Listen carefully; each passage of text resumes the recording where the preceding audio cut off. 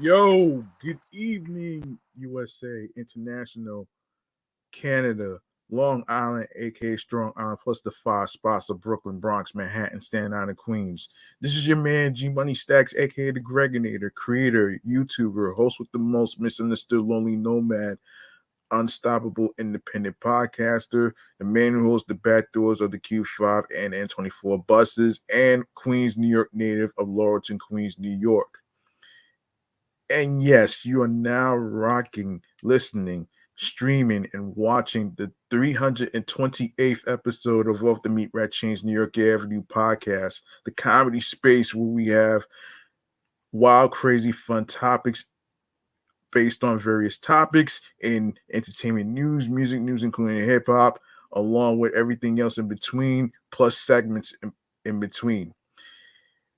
We are now live and direct from not only the Instagram live feed, but also on StreamYard and YouTube. And speaking of YouTube, be sure to grab that subscribe button for me on the YouTube channel page of G Money Stats 555, which is where you could see all the live episode podcasts, um, live episode, live show episode podcasts actually. Um, Sorry for the butcher, but yes, enable alerts so you'll be reminded of when each new episode is going to be recorded and when it's going to be dropping automatically after the recording. Leave a like and a comment, and along with the topics being discussed, and I will handle the rest at the end of the show. And I will be announcing a new streaming platform that I just added this podcast and my other podcast too in a couple of minutes on the last segment of Stream Choices on the Go. So stay tuned for that one right there. All right, let me cut to the chase, and I do apologize for delaying the episode yesterday because I wanted to actually go to people's live streams because the app Pokecha was ending yesterday, which was the leap year, the 29th. And I didn't know about the leap year as far as the 29th, because usually February is 28 days. Now it's 29 days. So, you know what I'm saying? So, you know, and it kind of helped me get my mind off of the bully situation, which I just explained last episode. In case you didn't know, I talked about it in episode 327. If y'all have a chance, I could listen to it. I dropped it. I dropped 327 off on Wednesday. Y'all could check that out. And yeah. So let's cut to the chase and go to the New York Mass Transit Files, man. All right, let's get this out the way.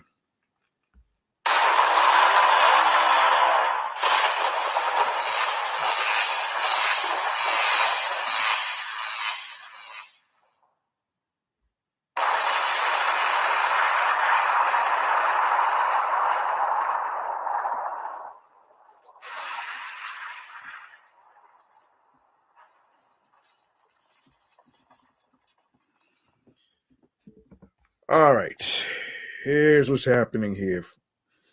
So,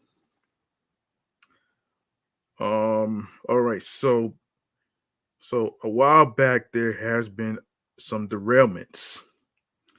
This is a little recap of what went down. So, we're gonna go over it. All right, so this is from the folks from amny.com, and according to this, full subway service has been restored on the 1, 2, and 3 lines after 2 trains collided and derailed on the Upper West Side of Manhattan, the MTA announced. Restoration comes 2 days after Thursday's derailment near the 90th Street station, when an Uptown 1 train with hundreds of riders aboard knocked into another train that had been taken out of service because its brakes were vandalized. 24 passengers sustained injuries, though none were seriously hurt. Yep, that sounds pretty scary, right?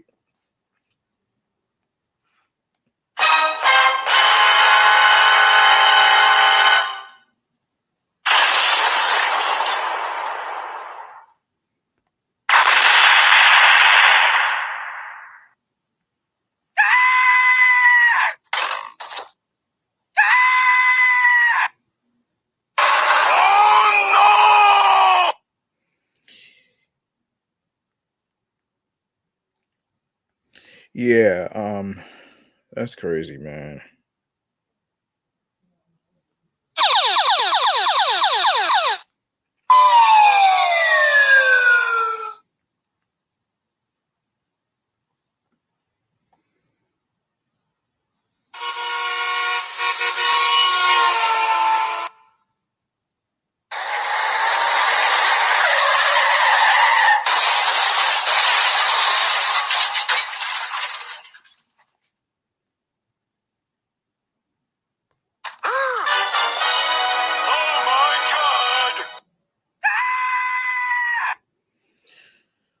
All right,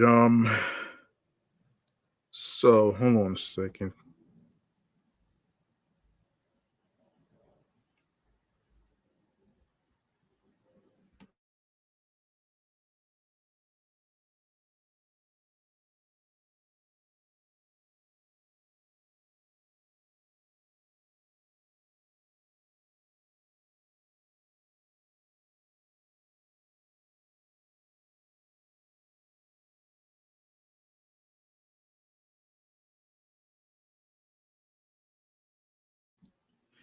MTA crews have spent the weekend removing the two trains from the scene, repairing the tracks and third rail, and conducting safety inspections, the agency reported.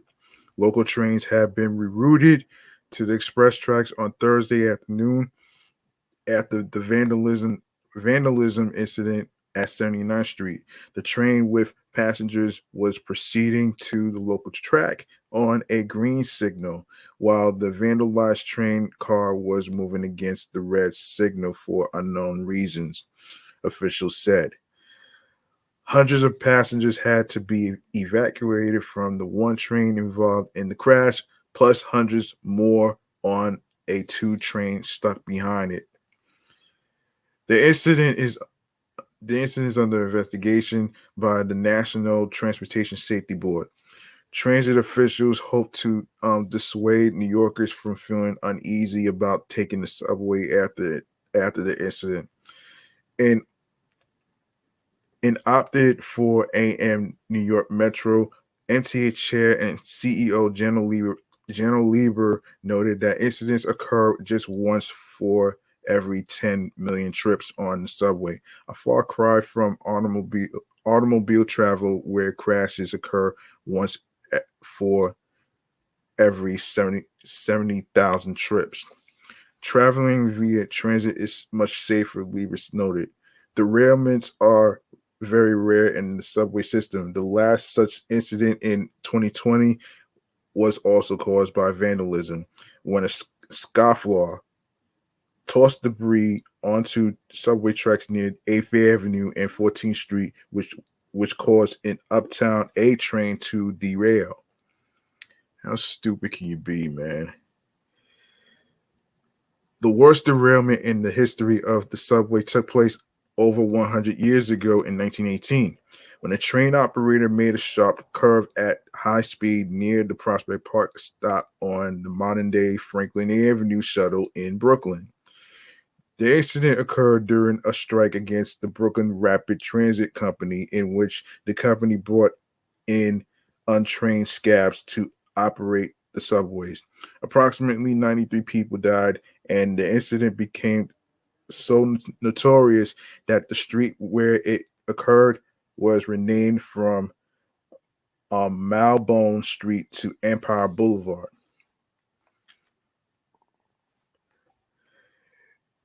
Next, we have some subway changes. I mean, this is. I mean, I know this is the 1st of March, so this is a little heads up actually. First, let me see who's in the chat.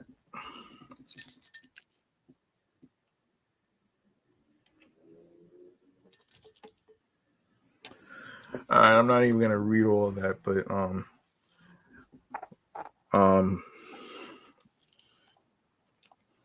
anyway, the MTA on Wednesday advised customers of significant weekend service disruptions for subway riders in Queens on 2 consecutive weekends in March, as the agency continues installing accessibility upgrades at the Queensboro Plaza station. Um, I did I did throw out a link to the people from Passengers United, in case um they don't know what's going on in March. I did talk about that in Passengers United. Shout out to the people in Passengers United trying to do their best with trying to get things out in the open as far as like incidents and all the other stuff.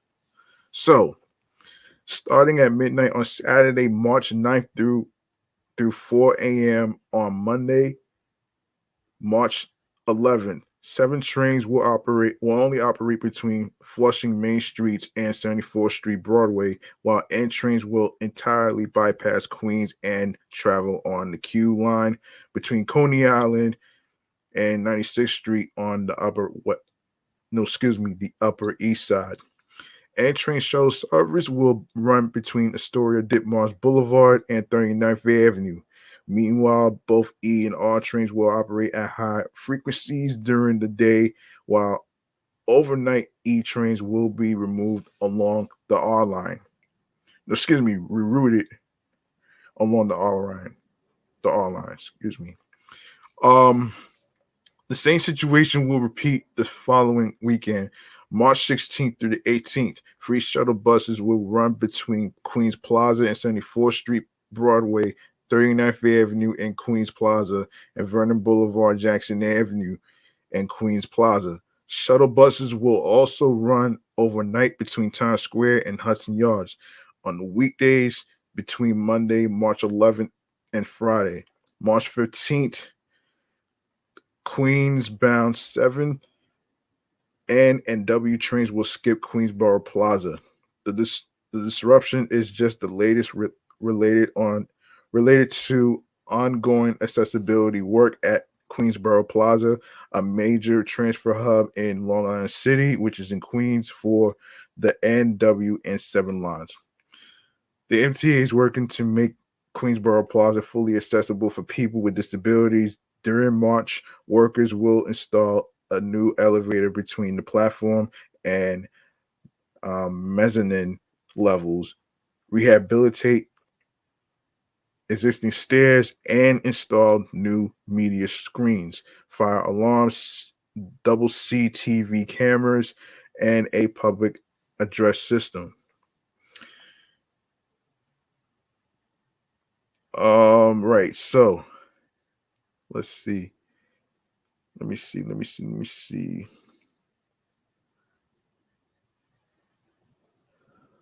All right. Let's see what's going on here. Yes. Next we have I forget the cover. I've been saving this topic for quite some time, but I mean anyway, we reflected on the year in New York transportation news in 2023, but now it's time to look ahead at what's coming in the year ahead, which is now. So stand clear of the closing doors as we look at some of the biggest developments expected in 2024. Obviously, the congestion pricing, not everybody's happy with that shit. After years of bureaucratic limbo, this year the federal government finally gave the green light to the MTA's congestion pricing plan, which will charge motorists a toll to drive into Manhattan's Central District.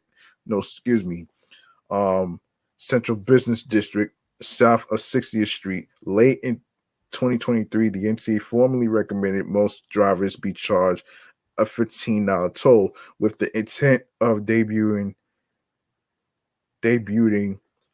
the charge in the spring of 2024, which is this year. Jeez, man. Damn, $15.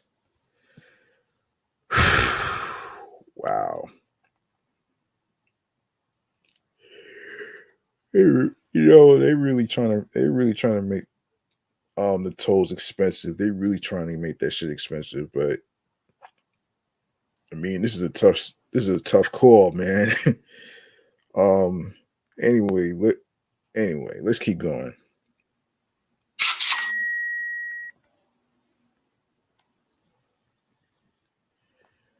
All right. Um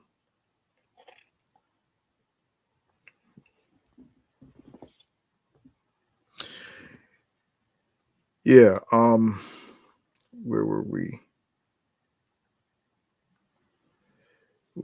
Yes. Yeah, so the MTA's intent with congestion pricing is to reduce paralyzing traffic and carbon emissions while I could get this out of here. Um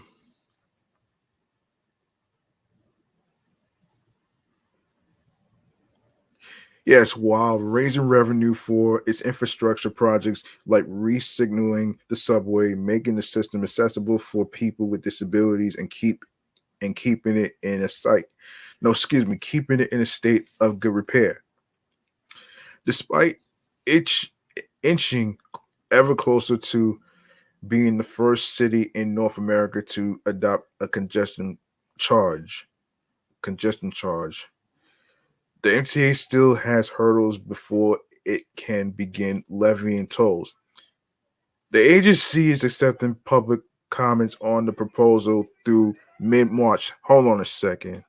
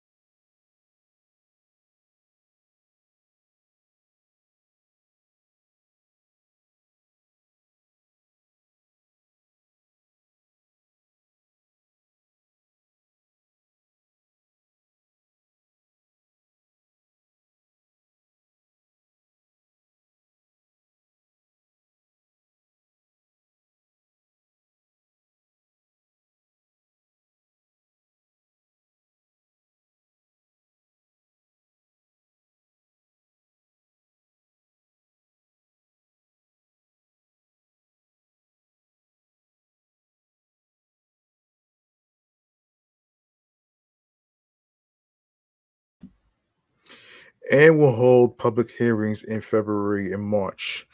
Some groups are still seeking exemptions, like yellow cab drivers, and have found sympathetic allies like Mayor Eric Adams. But the biggest threat to the program remains a federal lawsuit filed by New Jersey, which claims that the plan's environmental impacts weren't adequately studied, a contention that MTA denies.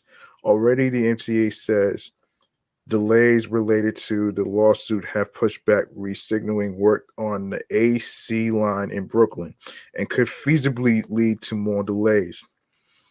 Okay, big projects. So, New York secured billions of dollars from the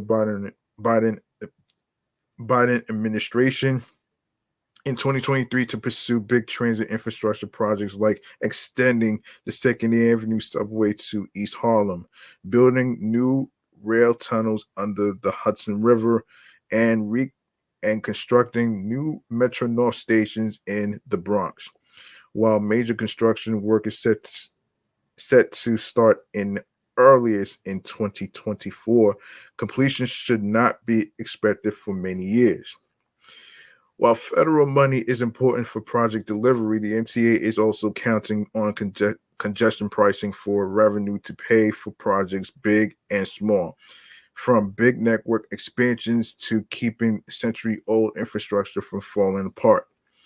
The MTA released a gigantic 20-year needs assessment this year outlining the areas where investment is expected to be most critical over the next 2 decades.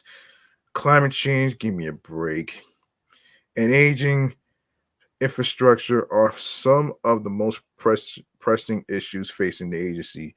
The 2024, the MTA will flesh out its infrastructure needs with its next 5-year capital plan, which summarizes infrastructure investments the agency plans to make. Meanwhile, the fate of Penn Station still hangs in the balance as the MTA, Amtrak, and New Jersey Transit seek to redevelop the much maligned terminal, which is the busiest transport facility in North America. Plans for redesigning the station still have not been finalized.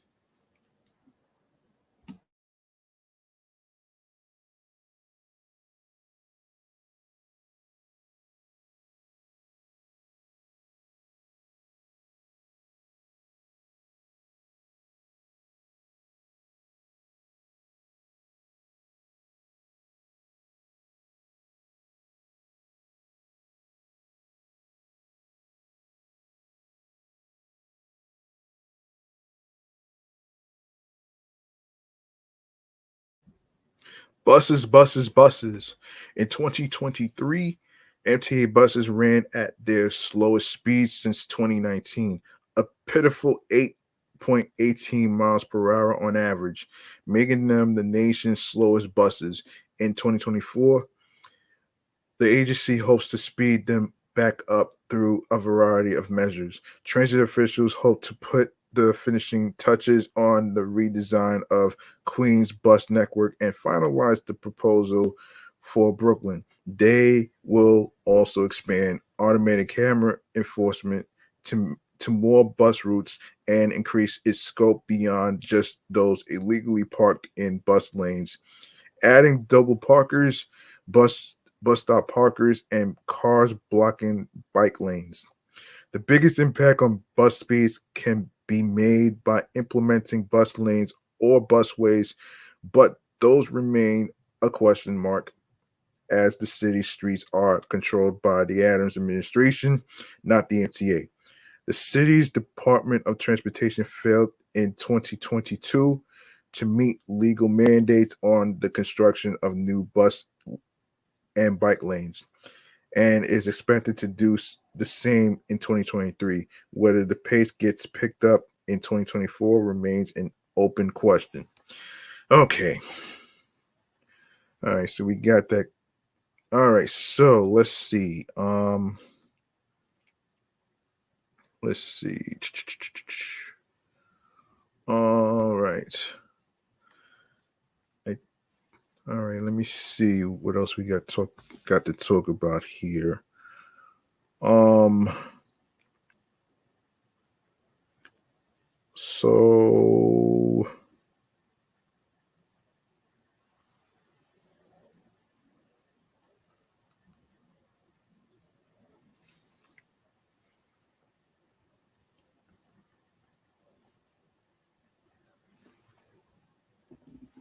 All right, so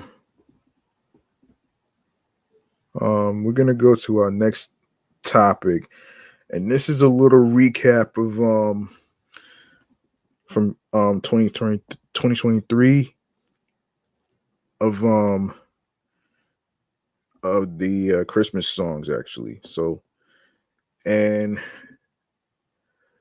let's get into it with a little bit of chatting all the jazz right here, man. Um,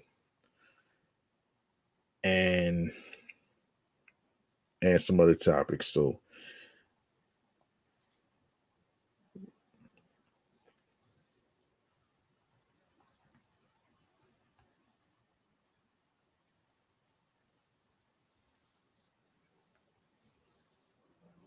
all right, here we go.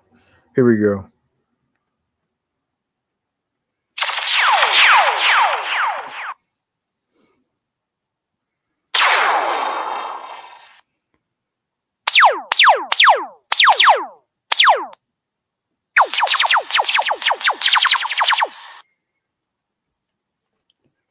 All right.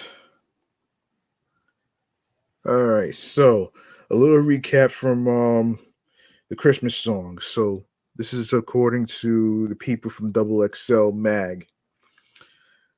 All right. So, let's get into it right here, and this is a little recap from December. Like the sights and sounds of hip hop, Christmas is around the corner and probably on everyone's playlist too. For most people, deck the halls and pop variations of Jingle Bells are usually the holiday carols of choice. For rap fans, it might be more Christmas in Harlem than Silent Night. Christmas rap songs are Christmas rap songs are one of the most unique traditions in America because the sweet life, no, excuse me, the street life from which they were carved couldn't be more at odds with the hot cocoa drenched all American archetypes many of us have been white fenced into. Christmas rap often subverts popular holiday customs and mythologies. In the popular Christmas canon, Saint Nick lands in the South Pacific before he goes anywhere else, but as Snoop Dogg tells it, Santa Claus goes straight to the ghetto. A typical American will ring in which took place which already took place in December 25th by eating pumpkin pie and pretending to laugh at jokes grandparents tell. For outcasts, it might mean traveling to the annual Ballers reunion at the Players Ball. Um, Over the years, some of the rap game's biggest names have made Christmas songs to tell their stories, which exist pretty far outside of the mainstream's imagination. Today, we take a look at the 25 of the best. Peep our list for yourself below. So, starting with Easy E, Merry Motherfucking Christmas. Christmas in Hollis, which is one of the popular songs that I have on my pay. Um, one of the popular songs that I hear every year, and Deck the Deck the Club by the Yin Yang Twins. Santa Rap, Treacherous 3. Players Ball by Outkast featuring Sleepy Brown. Ballin' on Christmas, Jim Jones late great stack bundles and J.R. Ryder. It's Christmas, Gorilla Zoe. Christmas Grind by Killer Mike. Jingle Bells by Joel Santana and Star. If I Was Santa Claus by Atmosphere. You have Millie Pulled a Pistol on Santa by De La Soul. Christmas in the Ghetto, Master P featuring C Murda. Ludachristmas by Ludacris. Oh shit. Oh man. Christmas Rapping by Curtis Blow. Santa Baby, Run DMC, Mace Diddy, Snoop Dogg, Salt and Pepper, Onyx, and Keith Murray. Christmas in Harlem. Um, Kanye West, who's not from New York, by the way. Tiana Taylor and Sci-Hi the Prince. Cold Chillin' on Christmas, Juice Crew. You have What You Want for Christmas, Quad City DJs, the 69 Boys, and K Knock. Santa Goes Straight to the Ghetto, Snoop Dogg featuring Nate Dogg, late great Nate Dogg, Daz Dillinger, Badass, and Big Trey D. It's the holidays. It's the holidays. West Side Connection. Holiday by Lil Nas X, the crazy artist. 12 Days of Christmas by Gucci Mane. Holidays by Talib Kweli. A Pimp's Christmas Song by Snoop Dogg. And All I Want for Christmas, Dej Love featuring Kodak Black.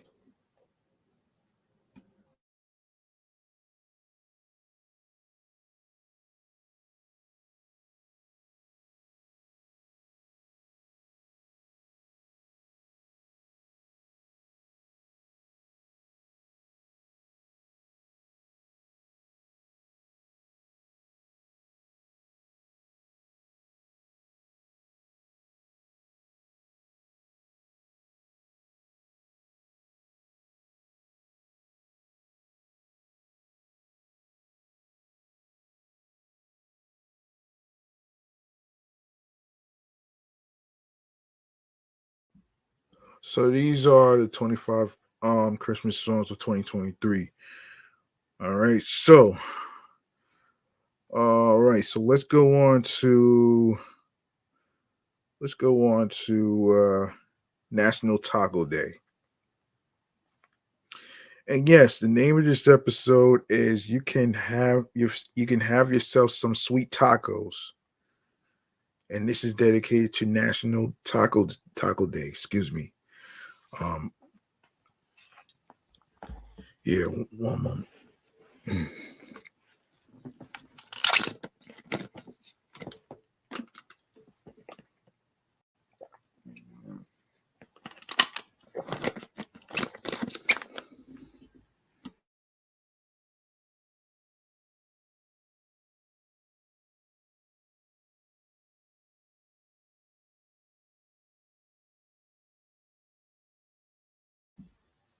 All right, so National Taco Day.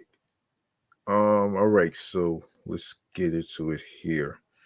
I don't know what's going on here. Okay, so consider National Taco Day October 4th every year a concentrated and intensified version of the Taco Tuesdays many restaurants offer in a bid to bring in happy hour like crowds.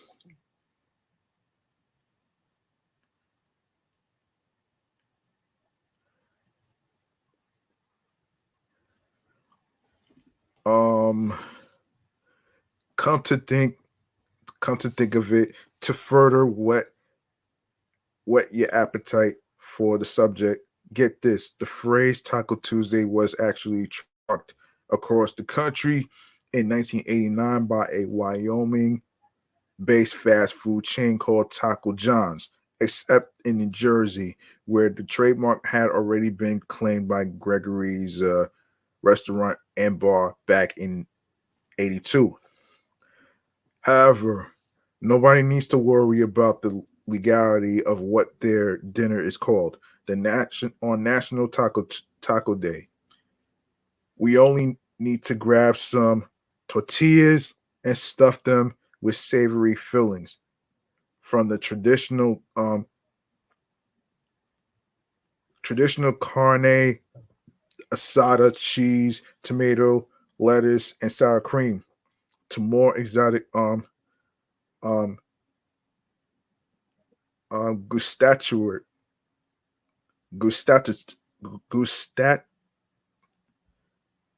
gustat gustatory, excuse me.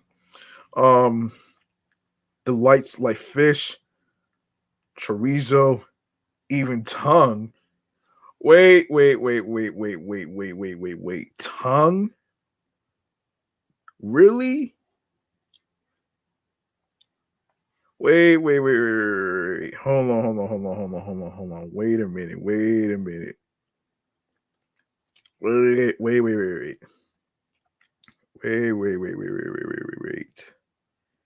Wait a minute here.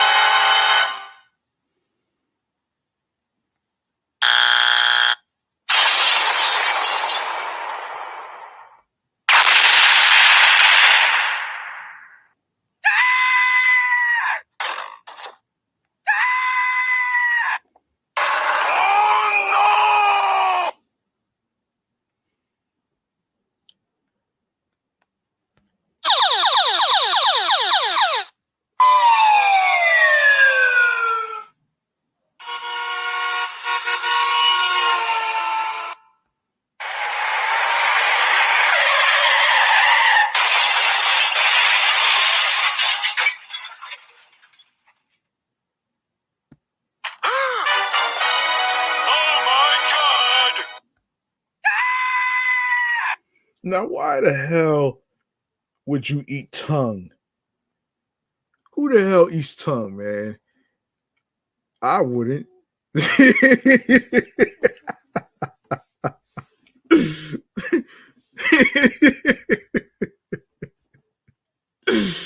Oh shit. This is so fucking hilarious right here. Like tongue? Like who the hell eats tongue?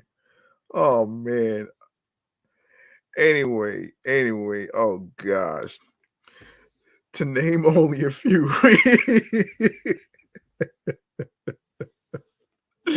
To only name a few.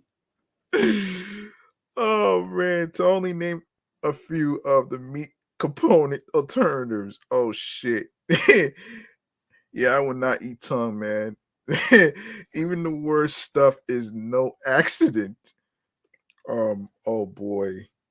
That's funny.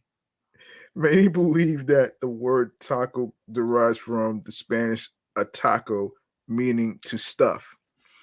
National Taco Day, free tacos and deals. So, one of the great things about National Taco Day is all the freebies and great value deals that are knocking around. We've done a little digging and listed some for you below. Starting with Taco Bell. If Taco Bell is your preferred taco supplier, then you'll be pleased to know that this year they are offering a $5 gift set for National Taco Day this October 4th. The gift set comes with two crunchy tacos and two nacho cheese Doritos Locos tacos. Yum. Hurricane Grill and Wings. Never heard of it. But this little treat sounds perfect for two people. Hurricane Grill and Wings are offering a free taco when you buy one taco and two drinks. Chewy's. At Chewy's, it is dollar taco time. Add a crispy beef taco to any dine-in entree purchased for just $1. That sounds like a good deal. They are also offering a $5 shots of top shelf tequila and $1 floaters to top your favorite margarita with an extra pour of tequila. I will be doing a separate episode regarding National Margarita Day. So stay tuned for that one. Oh man. That's really interesting, man. Very creative though.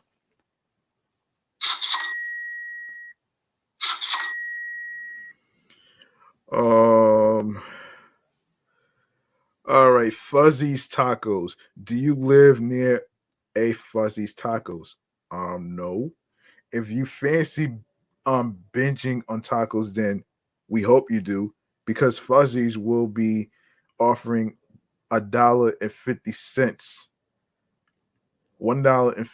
$1.50 tacos all day on National Taco Day. The awesome deal is available for those who are dining in and also via takeout. Yes, please. Rubio's. If you pop into Rubio's on October 4th and purchase a drink, you'll be given a free taco to go with it.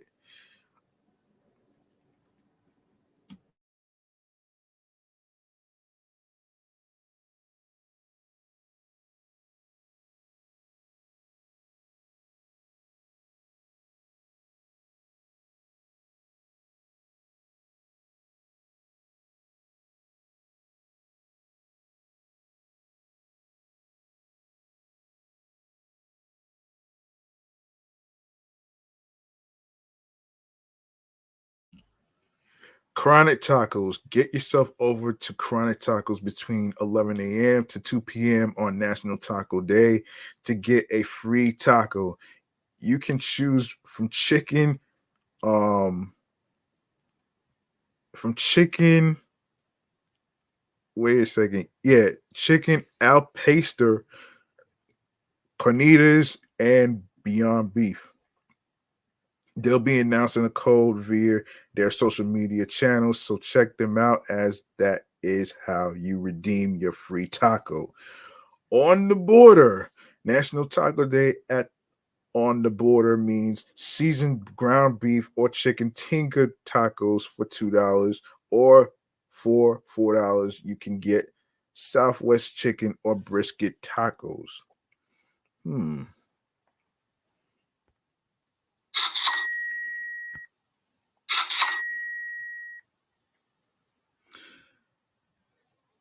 All right, so when is National Taco Day, you ask, in 2024? National Taco Day is celebrated on October 4th every year in the US. There are some previous mentions of Taco Day being celebrated on May 3rd, but that is no longer the case. In Mexico, Dia del Taco, Day of the Taco, is celebrated on March 31st. Hmm. The history of National Taco Day. Um, so the anthropologist and historian Arturo Warman, 1937 to 2003, specialized in prehistoric Mexican culture for much of his career, and was cited as saying that it is, excuse me, that it was rather the Aztecs and Mayans who hybridized wild grasses beginning around 3000 BC to produce the large, nutritious kernels we know now as corn. At National Today, we feel fine marking that time as the true beginning of the taco as a food stuff, because the corn tortilla became such a versatile part of Mexican cuisine so quickly, spreading far and wide and only increasing in the number of its aficionados, some of whose descendants, are of course the taco loving foodies of today. We're not sure if the calendar day was October 4th that conquistador Hernando Cortez mentioned the native flatbread. What is it? Tlaxcali in a letter to Spain's King Charles V, but the year was 1520, and it was then that Cortez and his fellow dubbed the food tortilla. From that point forward, it was inevitable that advances in both culinary science and communications would bring the taco exploding onto dining room tables across the globe. By 1914, Californian cookbooks had begun to include taco recipes.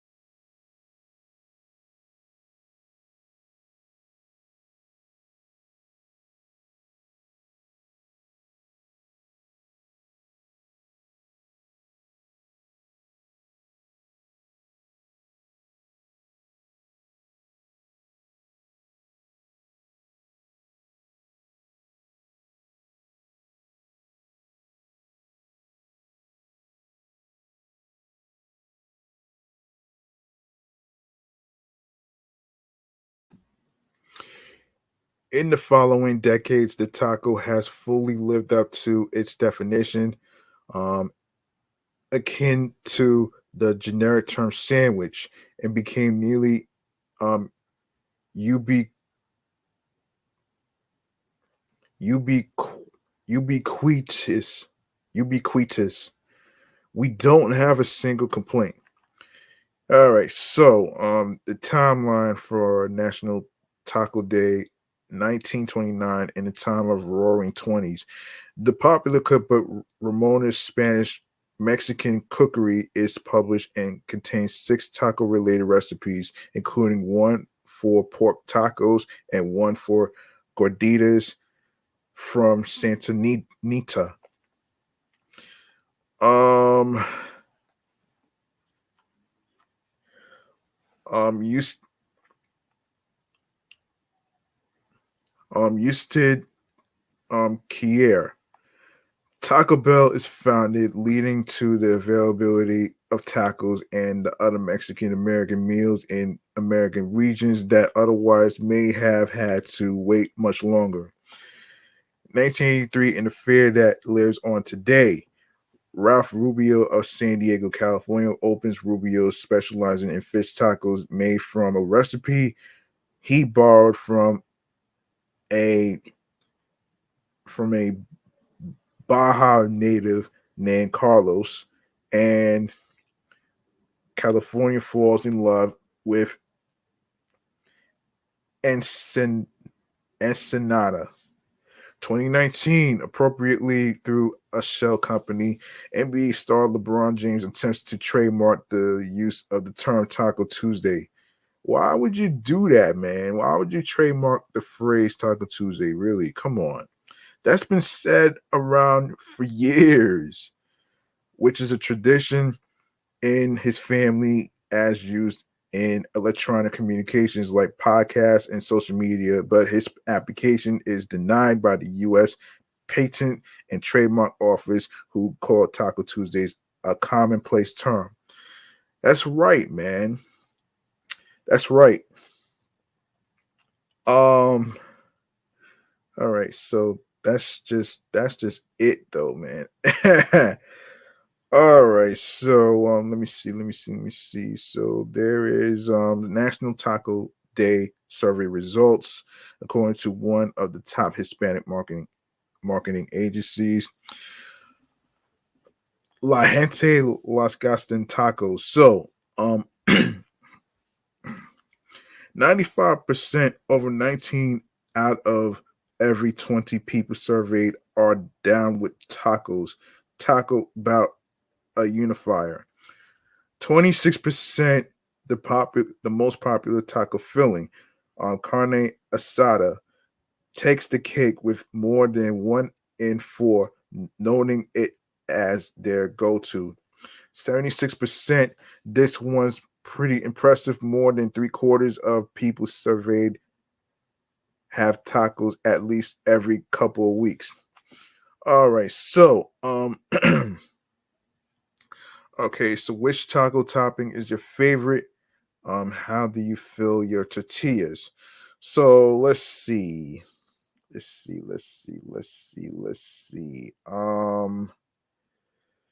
Damn. So let's see. This is this is crazy. So we have 7%, which I believe, yeah, 7%. So there's a graph here. So it's 7% for what is it? Um, for barbacoa, which is lamb, beef, or goat. Oh gosh, 4% of, let's see, geez, 4% of al past al pastor, which is adobo pork. 4%. Damn. Anyway, man. Anyway, you can look at the graph for yourself with all the percentages at nationaltoday.com/National Taco Day. You're going to see a section that says which taco topping is your favorite and how do you fill your tortilla. So let's move on from that. Rolled or folded. So 29% is burrito. 71% would be taco.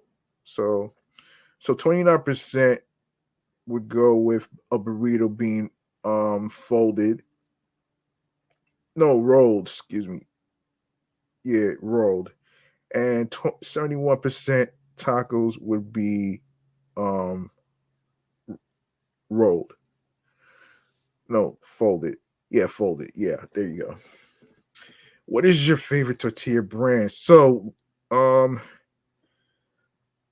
27% Mission, 3% HEB, Pinata, 6%, Don Marcos, 3%, Azteca, 14%, Guerrero, 7%,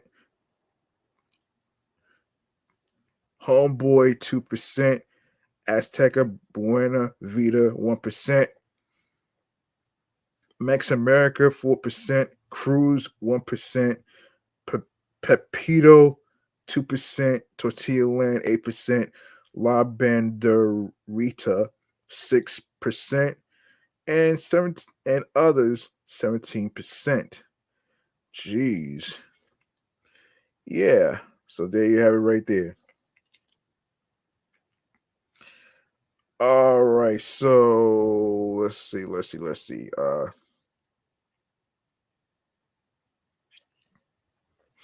All right, so National Taco Day around the world. So here's some other notable food-related holidays from around the world. Of course, Mexico, the holiday Dia del Taco occasion, National Taco Day for our friends in Mexico. They celebrate by eating heaps of tacos. It sounds like our idea of a good time. That's March 31st. The country Egypt, holiday International Hummus Day. Um, occasion a day where Egyptians celebrate hummus. If mashed chickpeas is your thing, then this is the holiday for you. May 13th. Country United Kingdom, holiday National Fish and Chips Day. Occasion an annual celebration of the traditional fish and chips. Throw in a cup of tea, and it just might be the most British day ever. June 3rd. I might do future episodes for National Fish and Chips Day, and I might do for hummus as well. So in India, their holiday is National Undiyu Day, a day to celebrate the mixed vegetable dish that is a regional specialty of Surat, India. That took place January 16th. Okay, National Taco Day activities. Go out to your local to your local taqueria, Mexican restaurant, or Taco Bell. You'll be amazed at the various locations you'll find nearby. Walk in and enjoy a finely crafted taco at your fingertips. Create your own taco. Choose from one of the many taco recipes to be found online. Go to your grocery store to buy the ingredients and get down to business. Most importantly, make those tacos with love. A taco press and a deep fry go a long way in making your National Taco Day efficient as well. Give the gift of tacos. Yes, we said it. Give a taco or three to a loved one, friend, or even a complete stranger you pass on the street. Together, we'll make the world a better place, one taco at a time. Vive la revolution. Yes, so here are some 5 amazing facts about corn tortillas. Number one, Caribbean corn. The word maize, it was first used by the um um was used by the Taino peoples indigenous to the Antilles and the Bahamas. Though technically their word was mahis, and only changed to maize when adopted by Spanish explorers. Number two, get your motor running. A popular use of the earlier gas powered engines and electric motors was to grind grain for masa, the dough or paste that was then flattened into tortillas. Number three, even if you are skeptical of the popular, though there are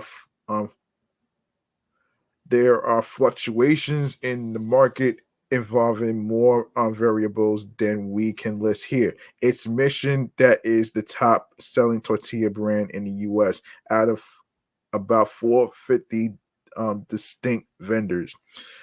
All right, number four, uno mas por, hold on a second. Uno más por favor. In terms of tortilla consumption, the typical Mexican family of four eats more than 2 pounds of tortilla per day. Imagine holding a single tortilla in one hand and 8 sticks, 2 pounds of butter or margarine in the other, and compare. Number five, the market is anything but flat. As of August 2019, the tortilla production industry employed over 21,000 people in the United States alone. Why we love National Taco Day? For starters, A, tacos are a taste like no other. Looking to have your own, excuse me, looking to have your mind blown, the possibilities are endless. When you create your own combination of meats, cheese, vegetables, seasonings, and sauces, and you have your taco your own way. Yes, please. B, carnivore, omnivore, or herbivore, you are covered.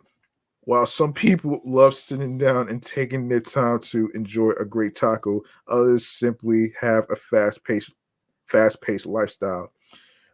For those who are always on the go, tacos are always a great idea.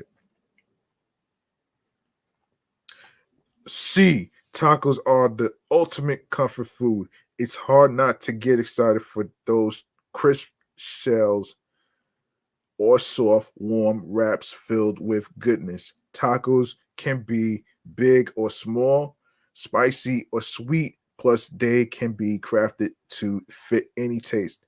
Vegetarian, vegan, kosher, lactose intolerant, gluten free, there's a taco made for you. All right, so this year of 2024, October 4th, which is a Friday. Next year, 2025, Saturday, October 4th, Sun Sunday, 2026, October 4th, which is a Sunday, 2027, October 4th, Monday, and 2028, October 4th, which is a Wednesday. So there you have it there, man. National Taco Day. Okay. Let's see. Let's see. Okay, let's see what we got next to talk about here. Let's see what's next to talk about here. Let me see. Oh, speaking of foods, man, let's go to Dunkin' Donuts for a second. Actually, it's just Dunkin', which is so dumb. Um, Okay, so most recently, according to the folks from People, um, Duncan is hopping straight into the spring. So let's see. So we have a whole bunch of so let's see. On Wednesday, the coffee chain announced seasonal spring offerings, including a churro signature latte, cinnamon vanilla coffee, and a churro donut. Um, Available iced or hot, the new latte is a blend of espresso with churro flavors. It's complete with a dollop of whipped cream, a drizzle of caramel, and a sprinkle of cinnamon sugar.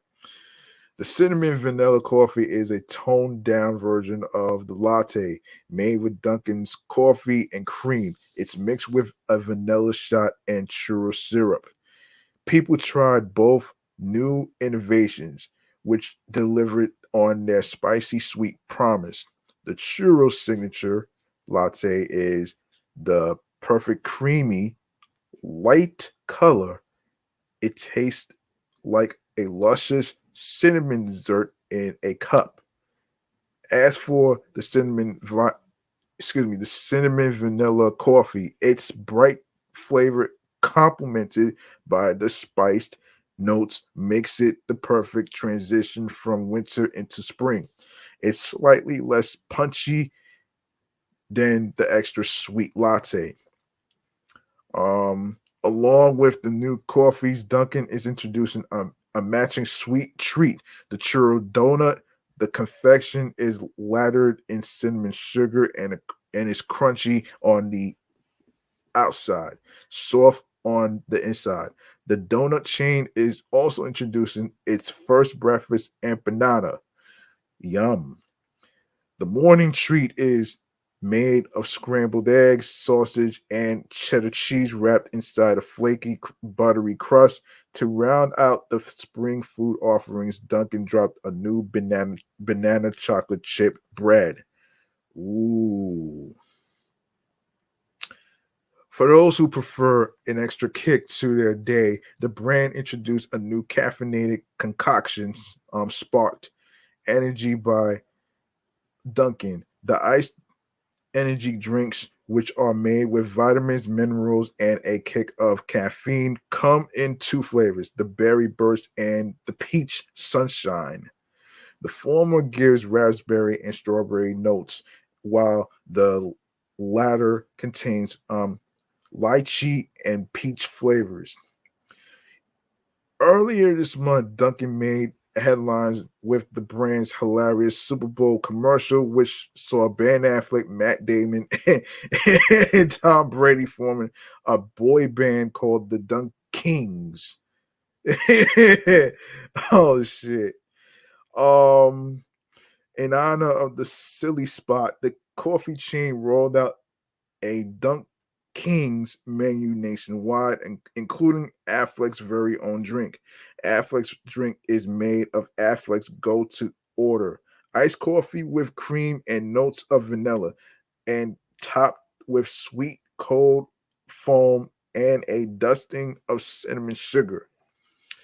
The Dunk Kings menu also features Munchkin skewers, which Damon held in the commercial. It's three assorted munchkins on a stick, which can be added to any beverage like olives on a martini. Oh gosh. Or can be ordered on its own. Other menu items include the Everything Encore breakfast sandwich, an everything bagel with sweet black pepper, seasoned bacon, white cheddar cheese, and egg, hazelnut heartthrob iced coffee, a hot or iced coffee blended with sweet caramel notes of hazelnut and whole milk, and the mixed berry beets Dunkin' Refreshener, a strawberry dragon fruit Dunkin' Refreshener, refresher, with an extra shot of raspberry flavor. All right, let me give you the list of what's going on here. Let me give you the list. So, what the hell? This may not be related to this, but damn. Um, nah, these are just 10 things actually. Hold on a second. So this is like some advertisements. So this is Krispy Kreme donut recipe, instant coffee recipes, best decaf coffee for seniors, Dunkin Donuts promo codes, Dunkin breakfast menu, healthiest decaf coffee, best tasting coffee, low carb donuts, average retirement income, new short haircuts, blah blah blah, teeth whitening toothpaste, unique gift ideas. Yeah, that's not really relevant to the Dunkin' Donuts, Dunk Kings, and stuff. So I just saw that, and that kind of threw me off though. So that is your Dunkin' Spring menu, for the churro latte and a churro donut. So there you have it. Let's see, let's see. Uncle Murder. Yeah, we all know him. Okay. So this is from Double XL Mag. So Uncle Murder has released three-part of his annual wrap-up 2023 recap. On the third and final installment of the track, Uncle M addresses Kodak Black's recent arrest, 6ix9ine's assault, Jeezy's divorce, DJ Envy's associates legal issues, and more. And damn, son. So Uncle Murder releases Wrap Up 2023 Part 2 on Tuesday, January 2nd of 2 months ago, actually, a day after debuting Part 1 of his annual recap of the happenings of the previous year. Uncle Murder dropped an explosive continuation on the second installment. Un- Lenny covers the many sexual assault claims involving celebrities in 2023, most notably the ones leveled against Diddy. Damn. Uncle M starts off the song rapping about Will Smith and Jada Pinkett Smith's viral moments in 2023 before diving right into the Diddy scandal and swimming in those waters for the rest of the track.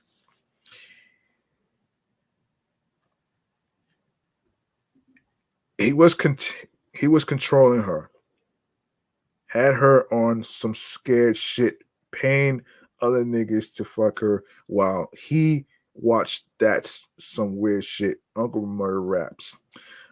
I'm like, did he do it? Did he drug her? Did he rape her? If you ain't do the shit, did he? Why did you pay her? You was an icon, nigga. You ruined it. Diddy documentary coming out. 50 Cent shooting it. Uncle Murder continues. I think it's called Did He Not? Or Did He Do the Shit? Uncle Murder gives explosive recap of 2023. So on Monday, January 1st, which was New Year's, um, Uncle Murder released part one of his controversial track. In it, he dissed Blueface, Tory Lanez, Sexy Red, and others. Sexy Red made a sex tape, and I saw it. I think she got pregnant while she was getting recorded, and I heard she said she got chlamydia twice. That bitch ratchet. Let me try to give that girl some advice. Murder raps on the track. It's okay to shake your ass and put your hands on your knees, but put a condom on to avoid catching STDs. Your pussy pink and booty hole brown. Are you serious, little girl? Oh shit. Yeah. Yeah, little girls shouldn't be listening to that shit, period. He added. Um Tomorrow, January 3rd, Uncle Murder will be releasing the third and final part of his 2023, blah, blah, blah. That's crazy, man. That's crazy, man. This is some crazy ass shit. Man, that's crazy. Anyway, um, Anyway, man. Yeah, so that's Uncle Murda for you, man. Anyway, 12 new hip hop duos and groups to look out for in 2024. All right, so, and this is from the folks from Double XL. While many skeptics have argued that the glory days of rap groups are in the rear view, there are dozens collectors pushing back on that notion in 2024. The renaissance is happening in part on platforms like TikTok and YouTube. Take budding Los Angeles duo Flyana Boss, for example, who promoted their 2022 hit single You Wish on TikTok simply by sprinting through strange locations and rapping the track. Their rise in 2023 secured the duo brand deals and exposed them to Missy Elliott, who remixed their track last September. The same goes for Philly Goats, whose playful single Get Off the Wall, which respectfully samples the legendary rap group Cool and the Gang, was picked up by kids on TikTok and turned into a dance craze that propelled it to success. Elsewhere, Brooklyn Collective 41 hit their stride on YouTube. Their controversial diss track Noti Bop racked up millions of views in October of 2022 and hit the platform's #1 trending spot. The song's troubling nature forced it to be taken down, but the group was able to roll with the punches. They pivoted all that momentum to their song Bent, which is now their most successful track to date. The point is that there are tons of rap groups vying for success. They just don't look the same as they used to. Double XL highlights some of the most promising young groups and ones that will hopefully make duels and more a part of the overall conversation again in 2024. All right, so 12 hip hop duels and groups to look out for in 2024. So you have 41.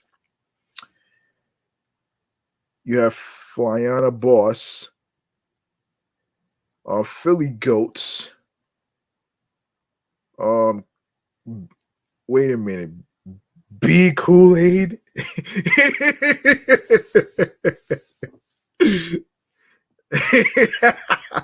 Billy Kool-Aid. Oh shit. Oh man. B Kool-Aid. Wow. You got Homicide Gang. Oh gosh. That sucks, man. That's a such name though. I'm sorry. Famous Sally and YB. Oh man. Paris, Texas. Let's see. You have Sweepers ENT. OTM and Baby Stone Gorillas. Oh man, that's messed up. Oh, oh shit.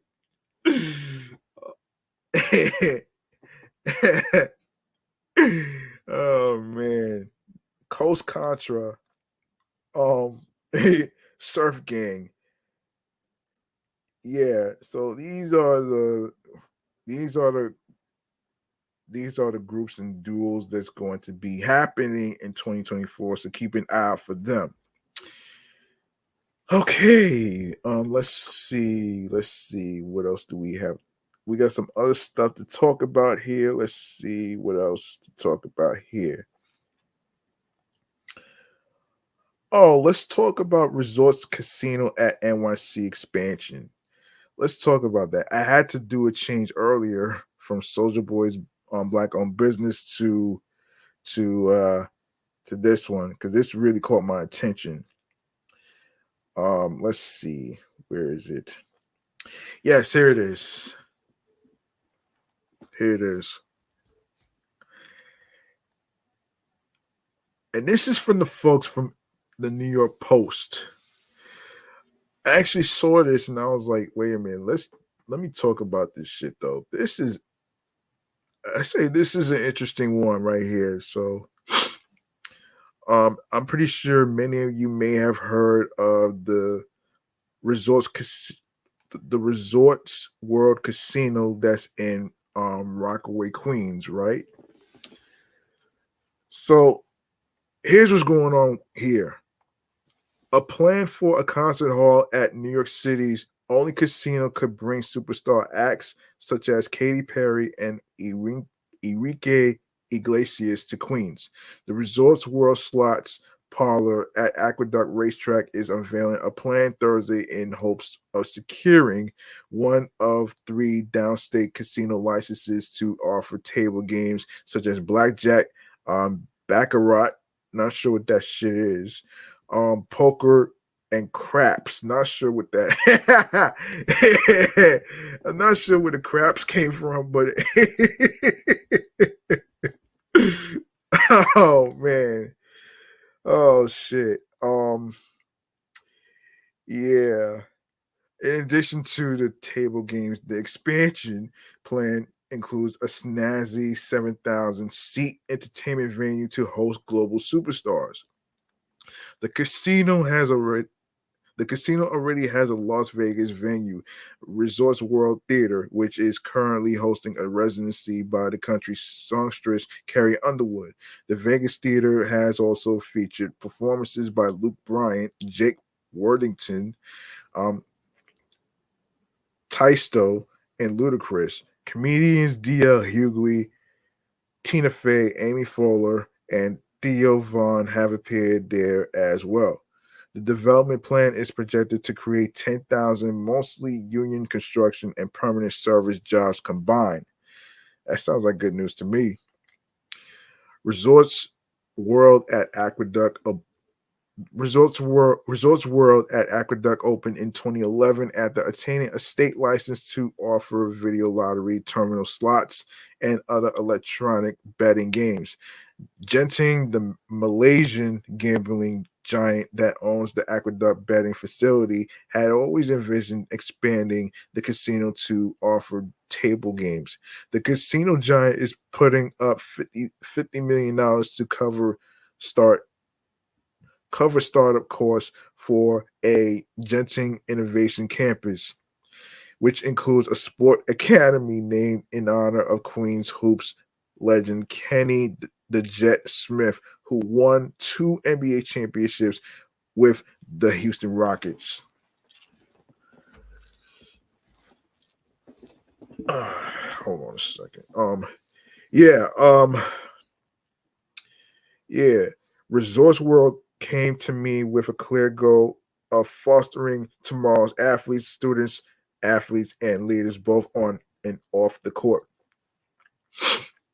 The Left Rack City native and Archbishop Malloy alum said in a statement provided to the Post.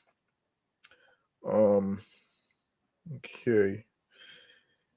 Their investment in this academy will help us teach the next generation the nuances of the game on and off the court, as well as the social, economic, and cultural impact of sports. I'm thrilled to partner with them to improve the borough that raised me and take it to the next level, he added.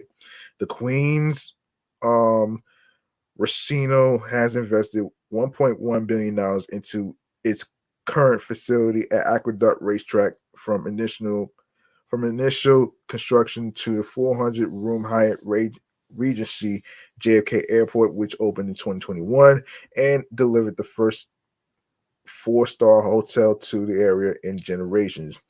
Resorts World in New York State's largest taxpayer and has generated more than $4 billion in revenue, supporting the state's public education fund since the gaming facility first opened its doors more than 12 years ago.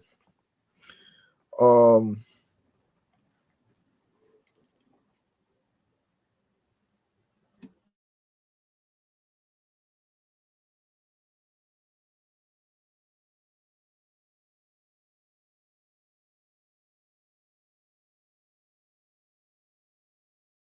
Further details will be announced at a Thursday press conference that will be attended by A-list entertainers with roots in Queens, as well as a celebrity chef who will be brought in to guide food service at the gaming facility.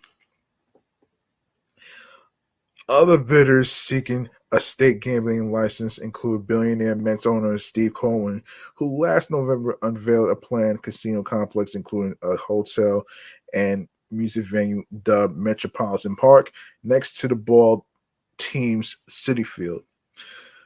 There's also stiff competition from other developers and casino operators who have joined forces with proposals to build a casino in Times Square, Hudson Yards, Coney Island, and possibly Ferry Point in the Bronx, where gaming operator Bally's replaced the Trump organization as operator of the golf course. Thank goodness. But Resorts World at Aqueduct already has a strong track record here and globally with deep support from local politicians, making its bid formidable. Well,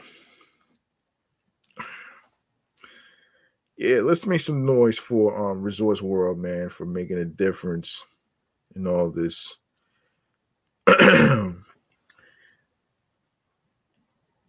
That's interesting, man. So congrats to them. Um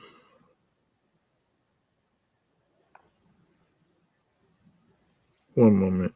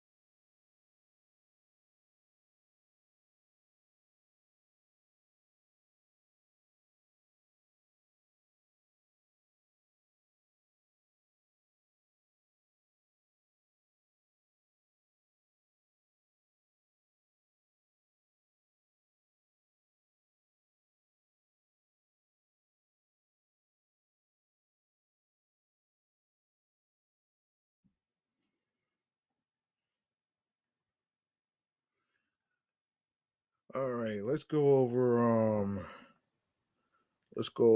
the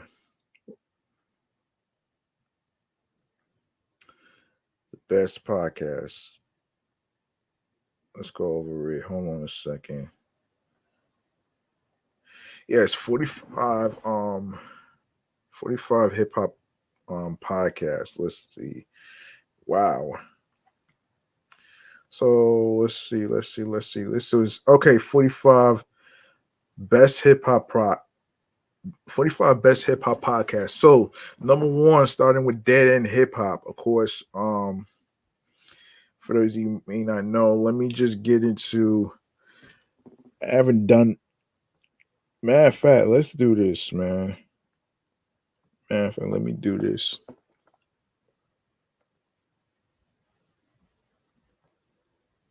Actually, no. Let me keep going, man, because I haven't have any recommendations. But let's do this though, man. Let's do this podcast juice of the week. Actually, man, so this is pertaining to 45 podcast shows to go on to. So I'm going to actually get into it right here, right now.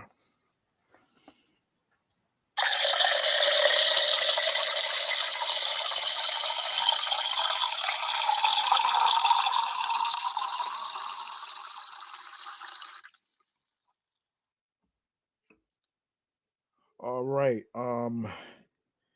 Yes, starting with Dead End Hip Hop.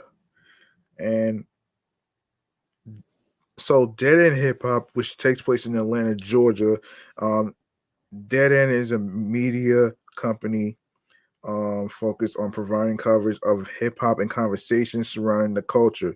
Dead End Hip Hop Conversations is a weekly show that explores and discusses today's hip hop presence and its future. Um, Number two, Hip Hop Now podcast, a weekly podcast discussing the latest in hip hop music and culture. Number three, um, number three, let me see, Kid Caleb, Great Society Entertainment Drop Dead, December 20th. Um, Number four, it's our show, Hip Hop for people that know better. Our show, okay, it takes place in Orlando, Florida. Um, our show is a radio show in Atlanta, Florida that broadcasts from Rollins College, playing all types of music with a focus on hip hop, whether homegrown or global, unheard or well new. If it is dope, it gets played on our show. And number five, Hip Hop African Podcast. Never heard of it. All right, so the podcast is the longest running podcast on African hip hop culture. It features discussions on African hip hop music and culture from around the continent and the diaspora. The podcast is produced in the Department of African Studies at Howard University. You can access the podcast at www.hiphopafrican.com and on all major podcast platforms. Number six, hip hop radio stations, hip hop podcasts. Spate Radio Podcast, founded in 2006, excuse me, by um by Antoine King, has interviewed some of today's Antoine, some of today's biggest superstars. Antoine gets between 1,000 to 5,000 submissions monthly from artists wanting to be featured on a playlist or do an interview. Some of the guests include Nicki Minaj, Mano, 112, Jagged Edge, Antonique Smith, and many more. Number seven, Fly Fidelity, hosted by Luke Bailey. The Fly Fidelity podcast lands wherever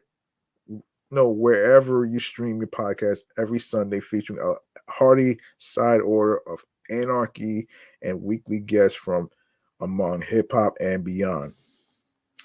Number eight, the Hip Hop Digest Show. Elders of hip hop never fronting on the culture. Excuse me. Never fronting on the culture. There's a lot of discussion going on about hip hop. Here's a show that's all inclusive, no fronting allowed. All right. Encyclopedia Hip Hop. Hold on a second. This took no. Let's say where exactly. So, Encyclopedia Hip Hop number 9, classic hip hop, golden, silver, bronze era, all 80s hip hop to circa 98 podcast discussing the golden and silver era of hip hop. MCs, groups, crews, battles, you will find lists. Debates, good memories, hip hop education, cultivating knowledge, and more. Number 10, Women in Hip Hop podcast, which takes place in New York. Women in Hip Hop podcast discusses the many talents and influences of women in hip hop. Jazzy Bell sits down with industry insiders on the behind the scenes dealings on what it's being a boss queen in a male dominated industry. Number 11, Dadbot Rap Podcast. Hip hop discussion podcast from MC. Excuse me, what the hell? Yeah, a hip hop discussion podcast from an MC, writer, a writer, and a record collector featuring interviews with well respected figures from rap's past.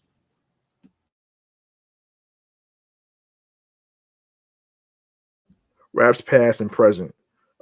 A Stony Island audio experience. So, number 12, Hip Hop Can Save America. New York, New Jersey, the censor for hip hop advocacy is a source of independent journalism, curating and creating articles, editorials, and multimedia pieces that help tell hip hop's complete story. Number 13, trending songs, hip hop and R&B. iHeartRadio's top songs of the week for hip hop and R&B. Number 14, Riding Out All Day, podcast for the culture. New EP every Wednesday, podcast for the culture. Number 15, New Old Heads podcast, Indianapolis, Indiana. The New Old Heads podcast is a weekly hip hop culture talk show with panelists with experience in DJing, producing, emceeing, hosting parties, radio, blogging, music education, community building, and more. Number 16, CW Hip Hop Podcast, Wisconsin. CW Hip Hop Podcast, where we talk about hip hop topics and any updates in the Wisconsin hip hop scene. Number 17, Unsigned Hip Hop is a new podcast brought to you by Mateo Mira and Dan Gilman. Every other week, they will play exclusive tracks that you can't hear anywhere else. Number 18,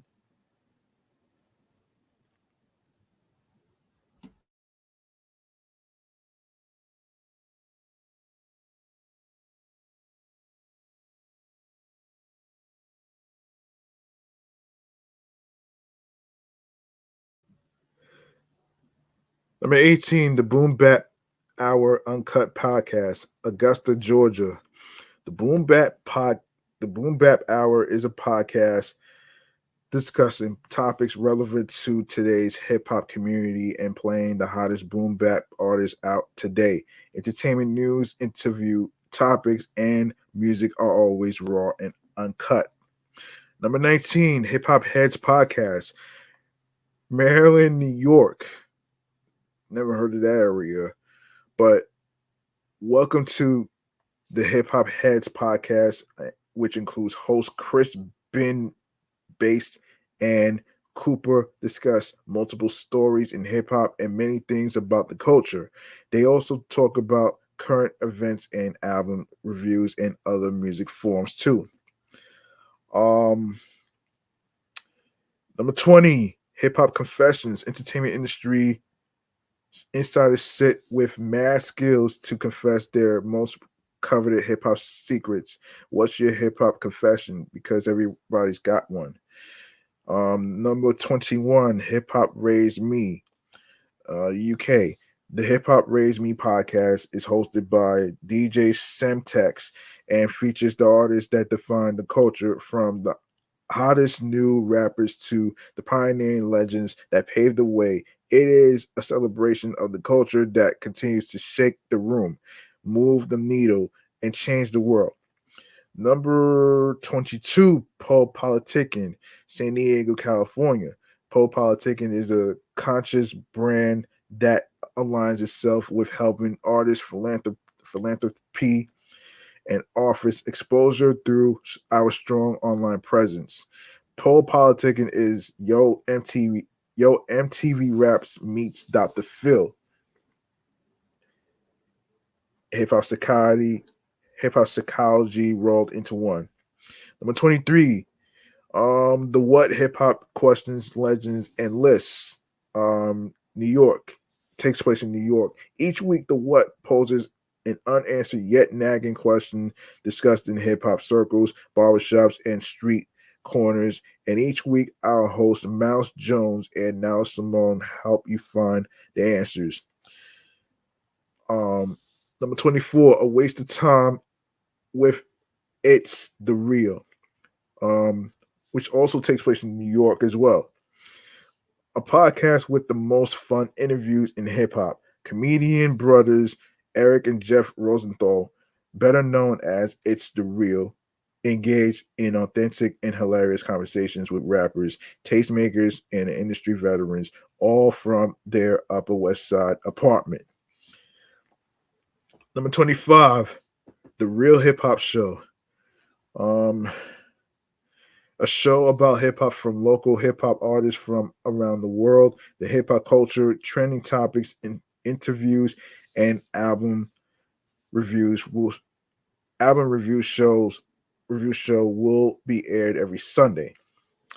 Um, Number 26, PSA Radio. Dre and Watson giving you in-depth and exclusive interviews with the world's best battle rappers and hip hop artists, featuring Raekwon the Chef, Joel Ortiz, Crooked Eye, Joe Budden, Lord Jamar, Ebro, and many more. Number 27, Mogul, also takes place in New York. Mogul is a show about hip hop's most iconic moments told by the people who lived them. Season 2 dives into the birth of Southern hip hop. It all started in Miami with the 2 Live Crew, a group that took hip hop and made it faster, harder, and nastier than anything anyone had ever heard before. Season 2 also features exclusive interviews with Miami legends like Trick Daddy, Rick Ross, Trina, Luke Campbell, Brother Marquis, Mr. Mix, Walshy Fire, and more. Number 28, Hip Hop Review Podcast. Vontae the Pro and Will Gill listen to the new and classic hip hop albums, mixtapes, and sit down every week to discuss their top tracks, least favorite ratings, and more. Number 29, DJ Shakem Hip Hop Mixtape Podcast. A podcast hosted by Shakem, who is a hip hop producer and curator of Shakem's NYC Hip Hop Podcast. It was born from frustration with corporate hip hop and the poor quality of what's being promoted. Number 30, BTR World Hip Hop Podcast, takes place in Brooklyn, New York. Crazy DJ Bizarro scours the planet to brings you hip hop from around the world. You'll hear artists from places you may never have even heard of. Captain Bizarro pilots the ship toward some incredible music written and produced by some of the most creative people on the planet. Thinking outside the box, this show proves that great music doesn't just come from one place. Number 31, Hip Hop Uncensored Podcast. The biggest hip hop news podcast, Hip Hop Uncensored, brings you the latest news from the world of entertainment, hosted by Oh God and Sam Ant. Hip Hop Uncensored is your number one source in the culture for hip hop, sports, and media. Number 32, Chase Talks Hip Hop. Chase Talks Hip Hop podcast hosted by Chase Hill. Chase Hill is a hip hop artist with the hunger to give back and a passion for the culture. In this podcast, you'll find engaging interviews, invigorating rants, well researched segments, and expression. Number 33, the history of hip hop. Brooklyn, New York. Cosmo Baker, DJ Aries, no, Aries, and DJ 11 of The Rub present their history of hip hop on brooklynradio.com. Number 34, Diggy, A2, The Progression of Hip Hop. Leavenworth, Kansas, a weekly podcast surrounding hip hop music and paying homage to artists that have paved the way, incorporating the hip hop culture and its progression through time, the influence, ties, and aspects that surround and or are an integral piece to music and various societal perspectives. There is no right or wrong answer or viewpoint. Number 35, the Truth Be Told podcast, hip hop podcast. Texas City, Texas, a weekly hip hop podcast featuring two washed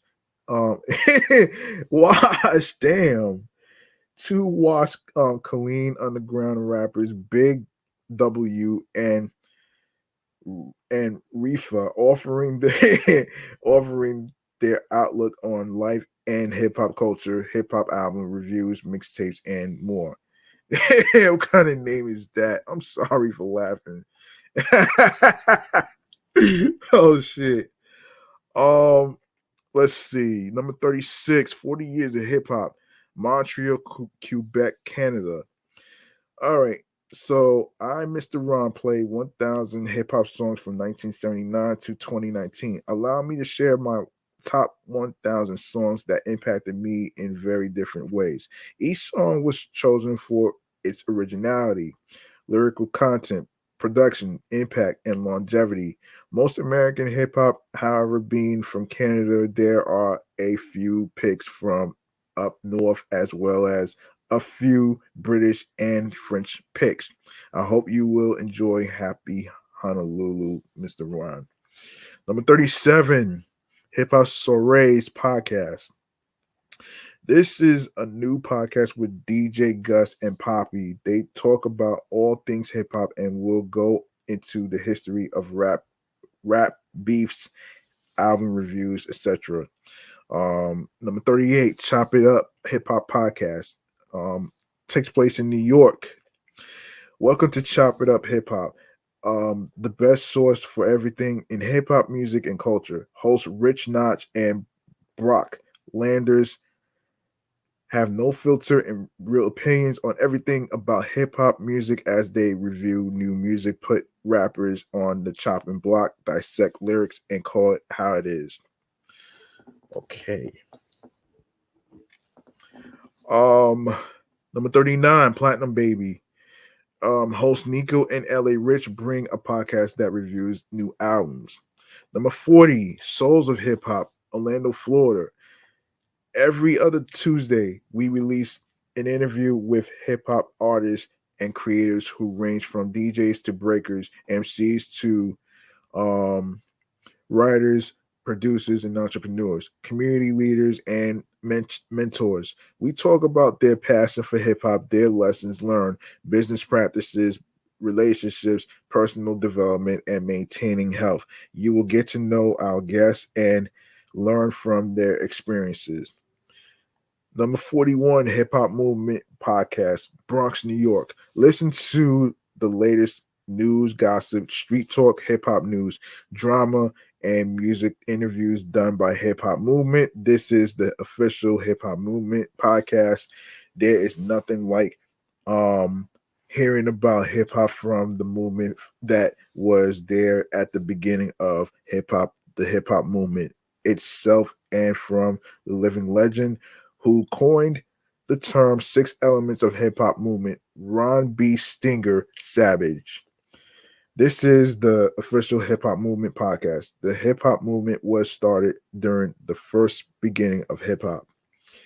Number 42, the Hip Hop Enthusiast Podcast. This podcast is for anyone with the slightest degree of interest in hip hop music. Host Kyle French, operating under his moniker, the Hip Hop Enthusiast, keeps you up to date on the newest releases in the rap genre with album reviews, song reviews, and major news. Number 43, Hip Hop Roundtable. Hip hop heads that decided to record the conversations we love to have about the culture. This is for the people like us that don't get to have them nearly as often as they wish. So we want to invite all of you to come join us in these discussions, debates. We go in depth on all things about hip hop culture. The dialogue we wish was on a large platform. Number 44, the Hip Hop Cloverleaf Podcast, Portland, Oregon. Are you a hip hop head? This pod is for you. Join your hosts EC and OH, two hip hop enthusiasts who are on a journey to learn more about hip hop history as well as create more conversations to advance the culture. The Hip Hop Cloverleaf Podcast covers content across all four leaves of hip hop: MCing, DJing, b-boying, and graffitiing through segments such as album reviews, album dissections, artist come ups, hip hop roots, and more. So let's see. Damn. It didn't look like 45. It didn't look like 45 people, but no, 45 best podcasts. It didn't look like it though. But it looks like 44. You know what I mean? Anyway, let's see what else we got left to talk about here before I wrap up. Let's see. Let's see.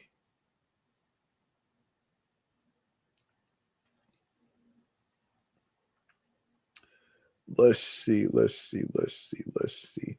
Yes, we gotta talk. We gotta talk about the well, we gotta talk about what's going on with Paramount. And this is going to be, let me see. And this is going to be our movie Man Cave Popcorn, man. All right. Rumor in the air. Well, I'm not going to get to it right now, but I'm not going to get to the segment about that, but let's continue. So, hold on a second. All right. All right, let's do this.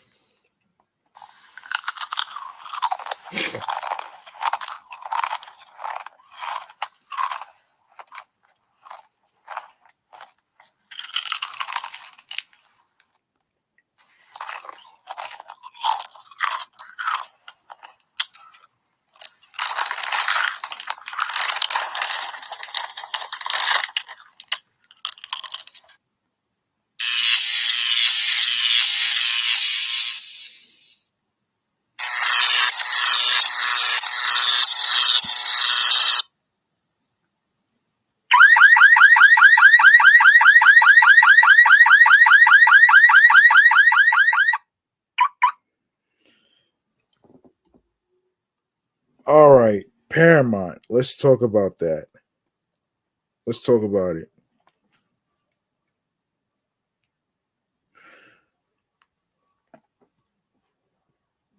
Hold on.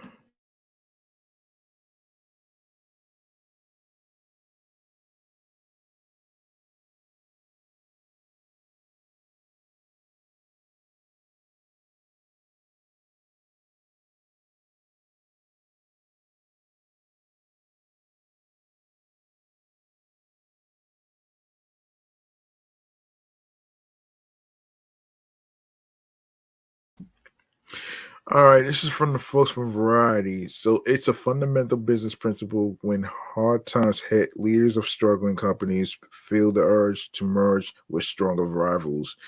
As the new year begins, Hollywood's largest media conglomerates are hip deep in a cycle of merger and acquisition mania after years of disruption in traditional TV and film and a particularly chaotic year in 2023. But in the present climate, it is getting bigger, really the answer.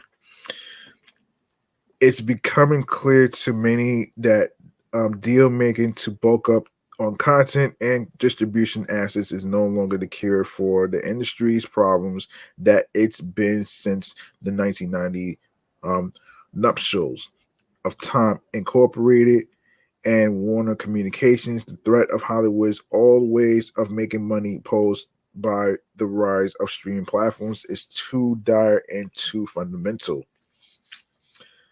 Um,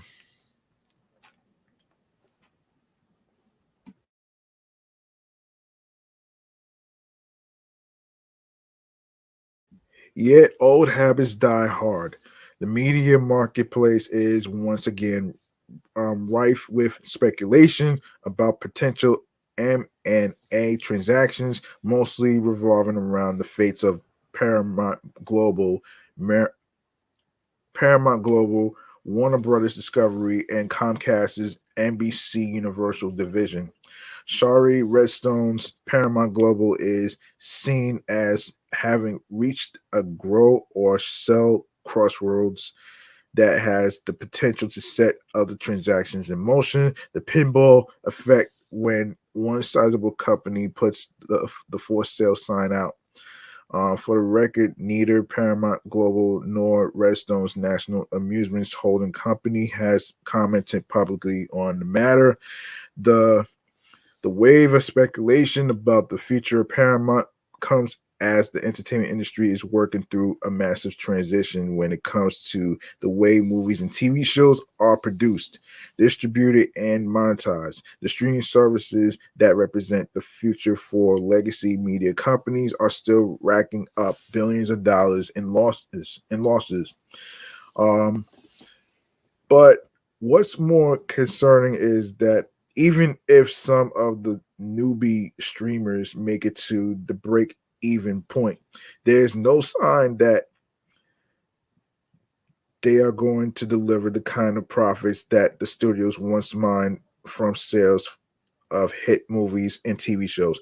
No rational business can continue to lose billions and billions of dollars, says one veteran media CEO. This executive predicts a scenario in which Paramount and NBCU eventually pull back significantly on their investments in content for streamers Paramount Plus and Peacock, respectively, with or without a transformative merger transaction.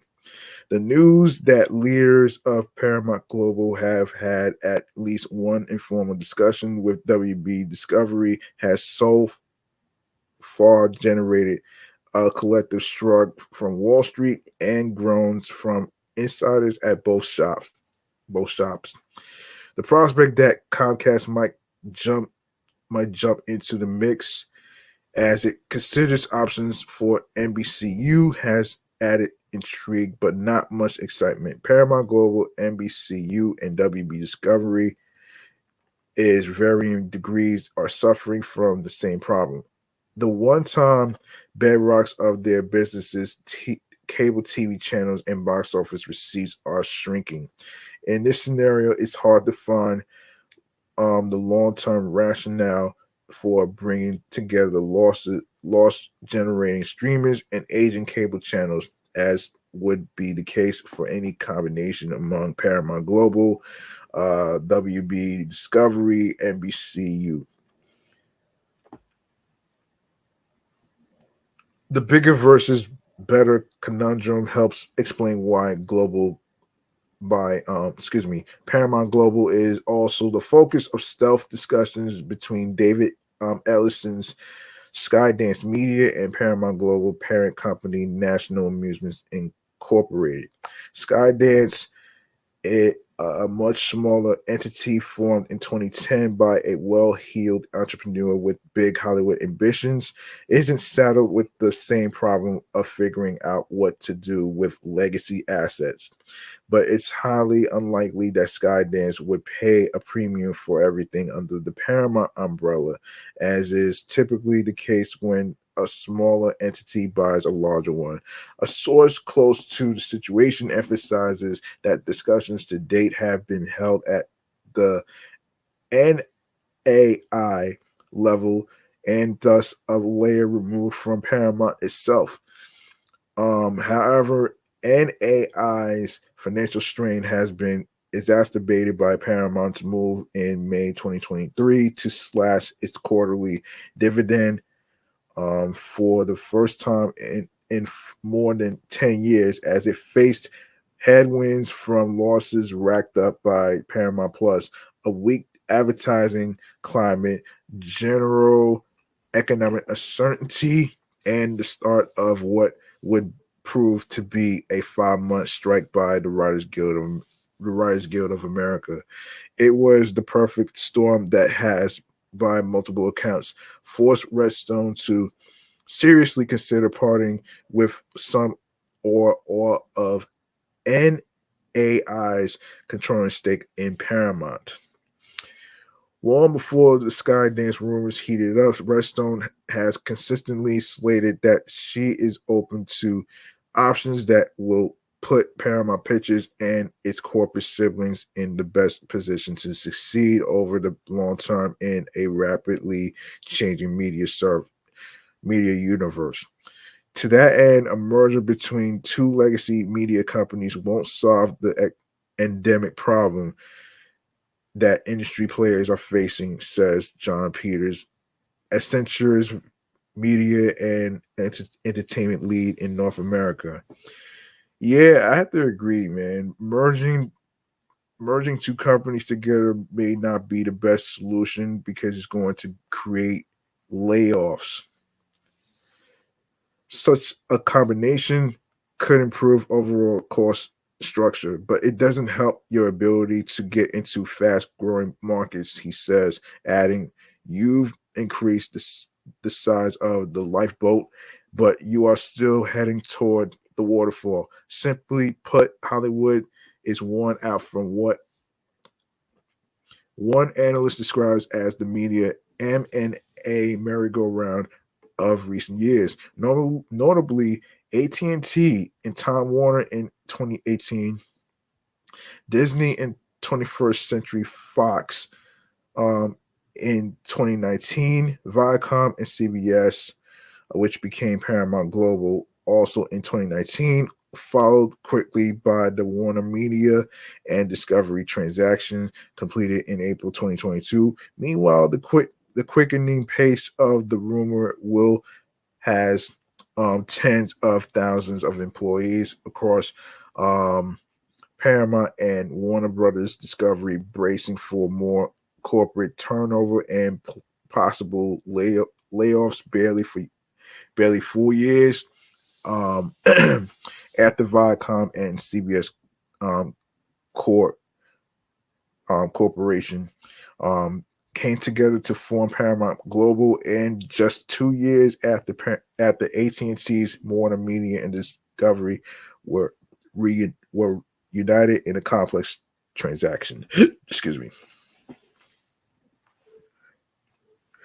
More talk of M&A is starting to feel like a shell game to the industry rank and file, who question the logic of continuing to bulk up when traditional entertainment giants are struggling against changing tides. They are now directly competing with tech giants Apple, Amazon, Netflix, and Google that have exponentially more resources and stronger balance sheets.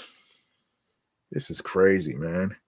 Still, Jessica Reef Ehrlich, senior media and entertainment analyst at Bofa Merrill Lynch Global Research, is not as skeptical as some about the chances of another transformative deal coming to fruition between legacy Hollywood studios, the companies that are in the M&A a fishbowl right now should be talking to everybody, she says. You can make arguments about who is the best fit with whom, what the deal structure should be, but there are so many combinations you can ponder through, and some of them could be really interesting, and they may not be what people expect.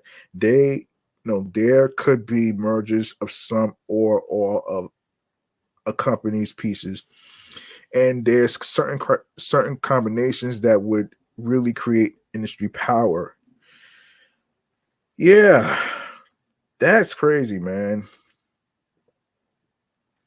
That's really crazy, though, man. That's really crazy right there, man. That's crazy. Sheesh. Let's see. So let's see. Where did I leave? Okay. Yes. So players across the spectrum, including Disney, Paramount, WB Discovery, and NBCU, as well as Netflix and others, have been through a hard year of cuts as they align realign streaming business plans to meet lowered expectations. According to an analysis from Morgan Stanley, the lowest media conglomerates have written off some $8 billion in content costs over the past 18 months that will never be recouped. Call it the peak TV hangover. In this landscape, every media company is on the table at some level, says Doug Krutz, TD Cohen senior media analyst. But Krutz believes a major M&A deal is unlikely to transpire within the next 12 months. There are not enough buyers and there are too many risks. There's a lot to talk, but who's actually going to pull the trigger? It's not really clear anybody is going to step up, Krutz says. Okay.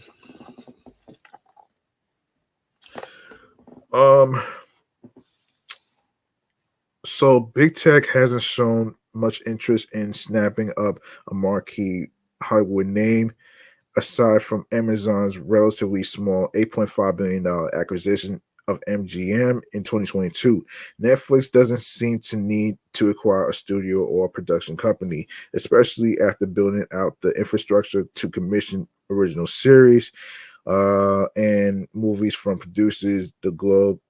That said, if the House of Tudum is ever going to pounce on big time Hollywood assets, now would be a good time to go hunting for bargains. Well, let's see.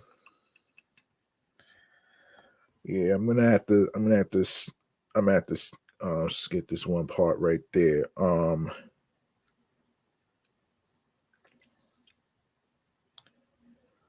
So on the film side, Paramount Pictures has struggled just like its bigger rivals to find the right portfolio of theatrical and made for streaming releases. Top Gun Maverick was a runaway box office hit in 2022.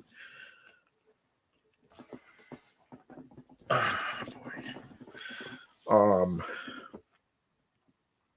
but blockbusters of that scale are few and far between. More recently, Paramount Pictures took hits on such costly underperformers as Transformers: Rise of the Beast, Dungeons and Dragons, Honor Among Thieves, and Mission Impossible: Dead Reckoning Part One. Damn. Moreover, the franchise furor that has gripped filmed them for the past decade, thanks to Disney's success with the Marvel Cinematic Universe, is cooling aside Marvel's box office fortunes.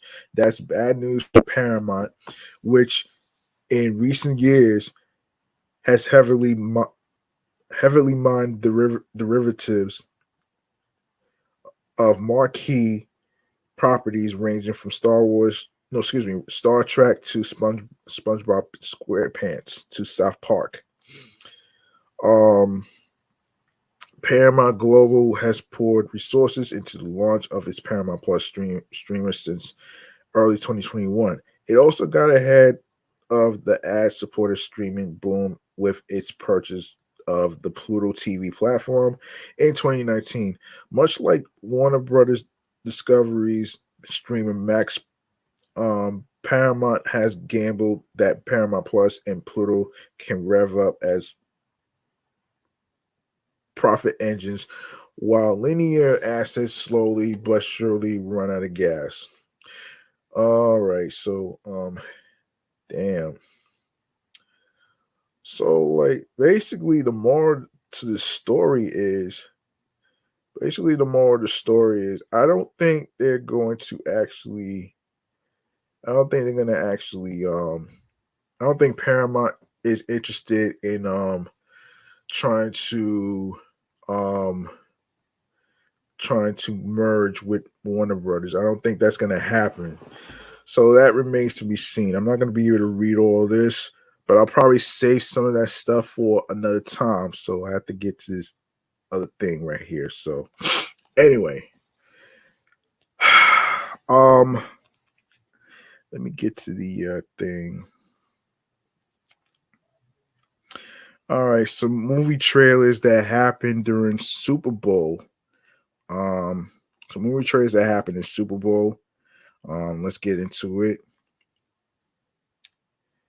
Yeah, so let's get into it. So the Super Bowl happened a couple of days ago. There was some movie trailers that happened, which we'll go over according to comicbook.com. The Super Bowl may technically be about the two best teams in the NFL facing off for football's ultimate prize, but for many around the country, it represents one of the biggest movie events of the year. Several film studios use the Super Bowl to advertise some of their biggest movies in the coming year, leading to more than a few awesome trailers arriving online in the same weekend. This year is no different. There are some big movies set to release ads this weekend. This was a while back actually. Hold on a second. So Deadpool 3, now Deadpool and Wolverine, is one of the films with expected big game spots, along with Twisters, Inside Out, and several others. Some studios have started unveiling their big game spots online ahead of Sunday's event. This week has already seen the debut of the trailer for A Quiet Place Day One, as well as a new spot for If. I don't get that movie, so I don't get it. With that in mind, we wanted to have a single place to collect all of the new Super Bowl trailers. As the weekend goes on, I already did that already. So, yes, Twisters. This is the sequel to the first one that came out in 96.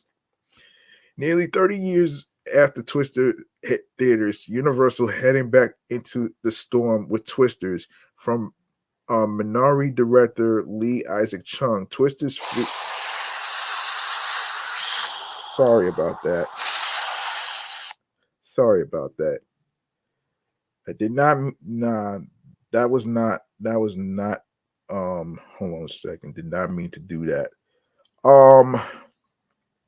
Anyway. Anyway, I apologize for that. Nearly, yeah, I already read that part right there. So, let's see. From Minari director Lee Isaac Chung, Twisters features an all-star cast that includes Daisy Edgar Jones, Glenn Powell, Anthony Ramos, Kiernan Shipka, Brandon Brandon P. Perea, Sasha Lane, David Cornsweet, who plays the new Superman, and Katie O'Brien. The film is set to hit theaters on July 19th. Deadpool and Wolverine, formerly known as Deadpool 3, Of all the trailers expected for this year's Super Bowl, there is none bigger than Deadpool 3. There have been so many question marks surrounding the Deadpool franchise since Marvel Studios got the rights to the X-Men characters a few years ago. Those question marks have turned into pure hype throughout throughout the production of Deadpool 3, as the film will not only be rated R, but it will also reunite Ryan Reynolds and Hugh Jackman on screen. And also the Kingdom of the Planet of the Apes. All right, so Disney and 20th Century Studios are heading back to the Planet of the Apes this year with a new feature from director Wes Ball. Kingdom of the Planet of the Apes is hitting theaters in May 2024 of this year. And Wicked, based on the Broadway play, the first part of Universal's film adaptation of Wicked may not be hitting theaters until late in the year, but it has the potential to be one of 2024's biggest films, so the advertising could get started early. John M. Chu directs the adaptation. This adaptation of the award-winning musical with Cynthia Erivo and Ariana Grande playing the lead roles. Despicable Me 4. After releasing a full-length trailer last week, Despicable Me 4 is getting a new ad for Sunday's big game. It's not a complete trailer, but the commercial does put the spotlight on the fan favorite Minions. Okay, Quiet Place Day 1. After 2 successful outings, the Quiet Place franchise is backing up to the invasion first began. Quiet Place Day 1 stars Lupita Nyong'o and Joseph Quinn, following initial arrival of the aliens that terrorized the characters of the first 2 films. Paramount actually released the trailer for A Quiet Place Day 1 a few days ahead of the Super Bowl, dropping the first look at the film on Wednesday. And let's see. So we have If. I don't really understand this movie at all. After directing the first 2 Quiet Place films, John Krasinski is moving in a different direction with his new movie, If, a sweeping film about imaginary friends. If stars Ryan Reynolds in the lead role. The first trailer for If has been out there for a while, but Paramount released another tease recently that reveals some new footage is set to air during the Super Bowl. And of course, obviously, I did see the Knuckles trailer. Following the success of the first 2 Sonic the Hedgehog movies, a live-action Knuckles series was announced for Paramount Plus, bridging the gap between Sonic the Hedgehog 2 and December's Sonic the Hedgehog 3, coming out December 20th, 2024. The series will star Idris Elba in the titular role, with Adam Pally returning as Green Hill's deputy sheriff Wade Whipple. Paramount has released the trailer for Knuckles ahead of the Super Bowl and has also revealed a release date. All 6 episodes of the series will be available on the streaming service on April 26th. Now, I didn't get a chance to give my analysis on the Knuckles TV series. I gotta say, man, the CGI and the special effects and everything, the pacing and everything else is very, very, very fun. It looks very fun. It looks very silly and funny at the same time. And I'm looking forward to actually checking the Knuckles TV series out though. So mark your calendars, April 26th. All right, so it's pretty good, man. I gotta say, man, it's pretty good. All right.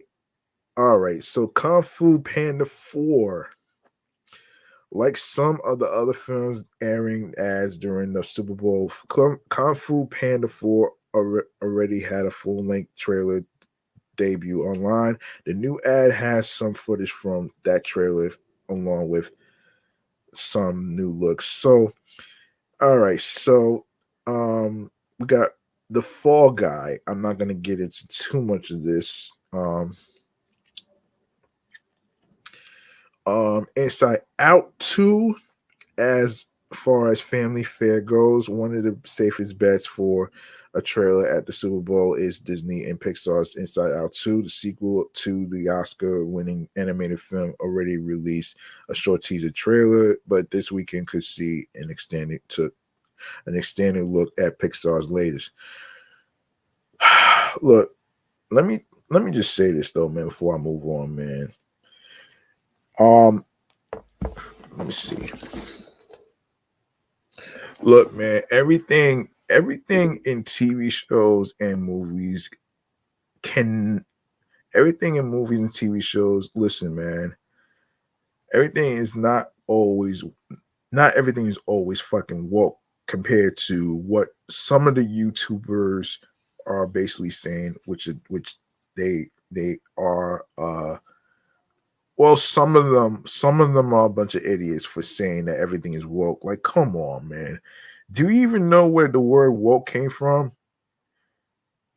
Obviously, they don't, because I feel like they use that shit too loosely, which I will probably do a separate episode in regards to that because I'll break that down though, man. I'm gonna break it down in a future episode, but I don't have time to talk about it right now. So anyway, man. So stop saying that everything is fucking woke, man.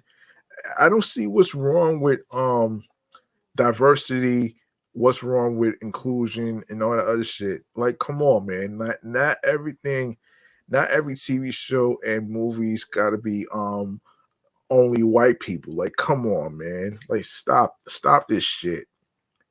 You know what I'm saying? Like, stop this shit. Like, this is crazy. You know what I'm saying?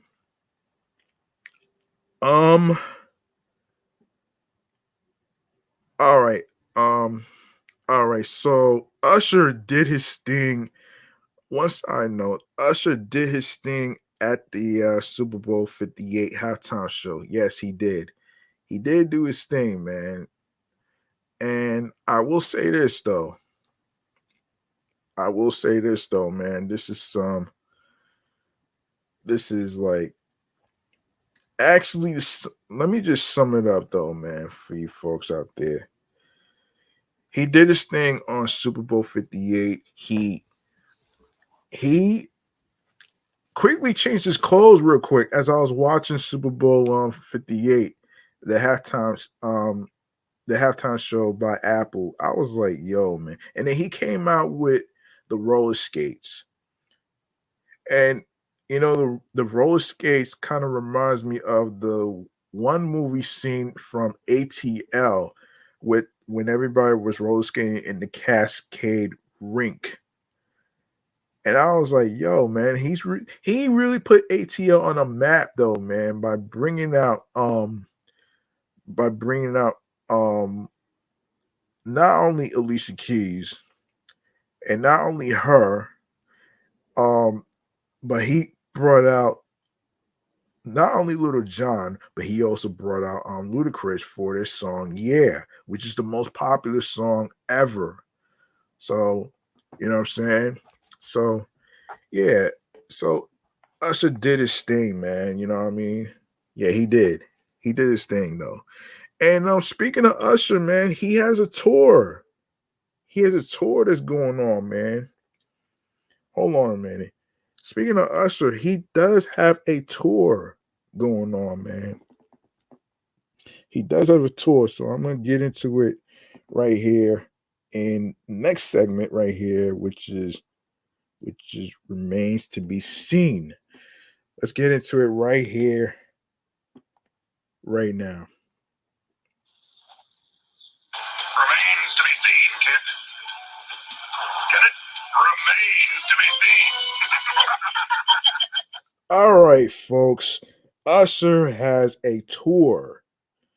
I'm gonna fill you in on what the tour is actually. So, yeah, he has a tour. So, yeah, so much like 2004, Usher is everywhere. The popular R&B icon's new album "Coming Home" drops. It already dropped on Friday. He's scheduled to. He already did the Las Vegas Super Bowl in Las Vegas. Um, and he's announced a 2024 tour. So let's get into what's going on. So from August through October, the 45-year-old singer will play venues all over North America as part of his past, present, future tour. That includes a pair of gigs at Brooklyn's Barclays Center on September 6th and Saturday, September 7th. Mark your calendars for those two dates for you New Yorkers in the five boroughs and Long Islanders out there, man, that want to go see him perform.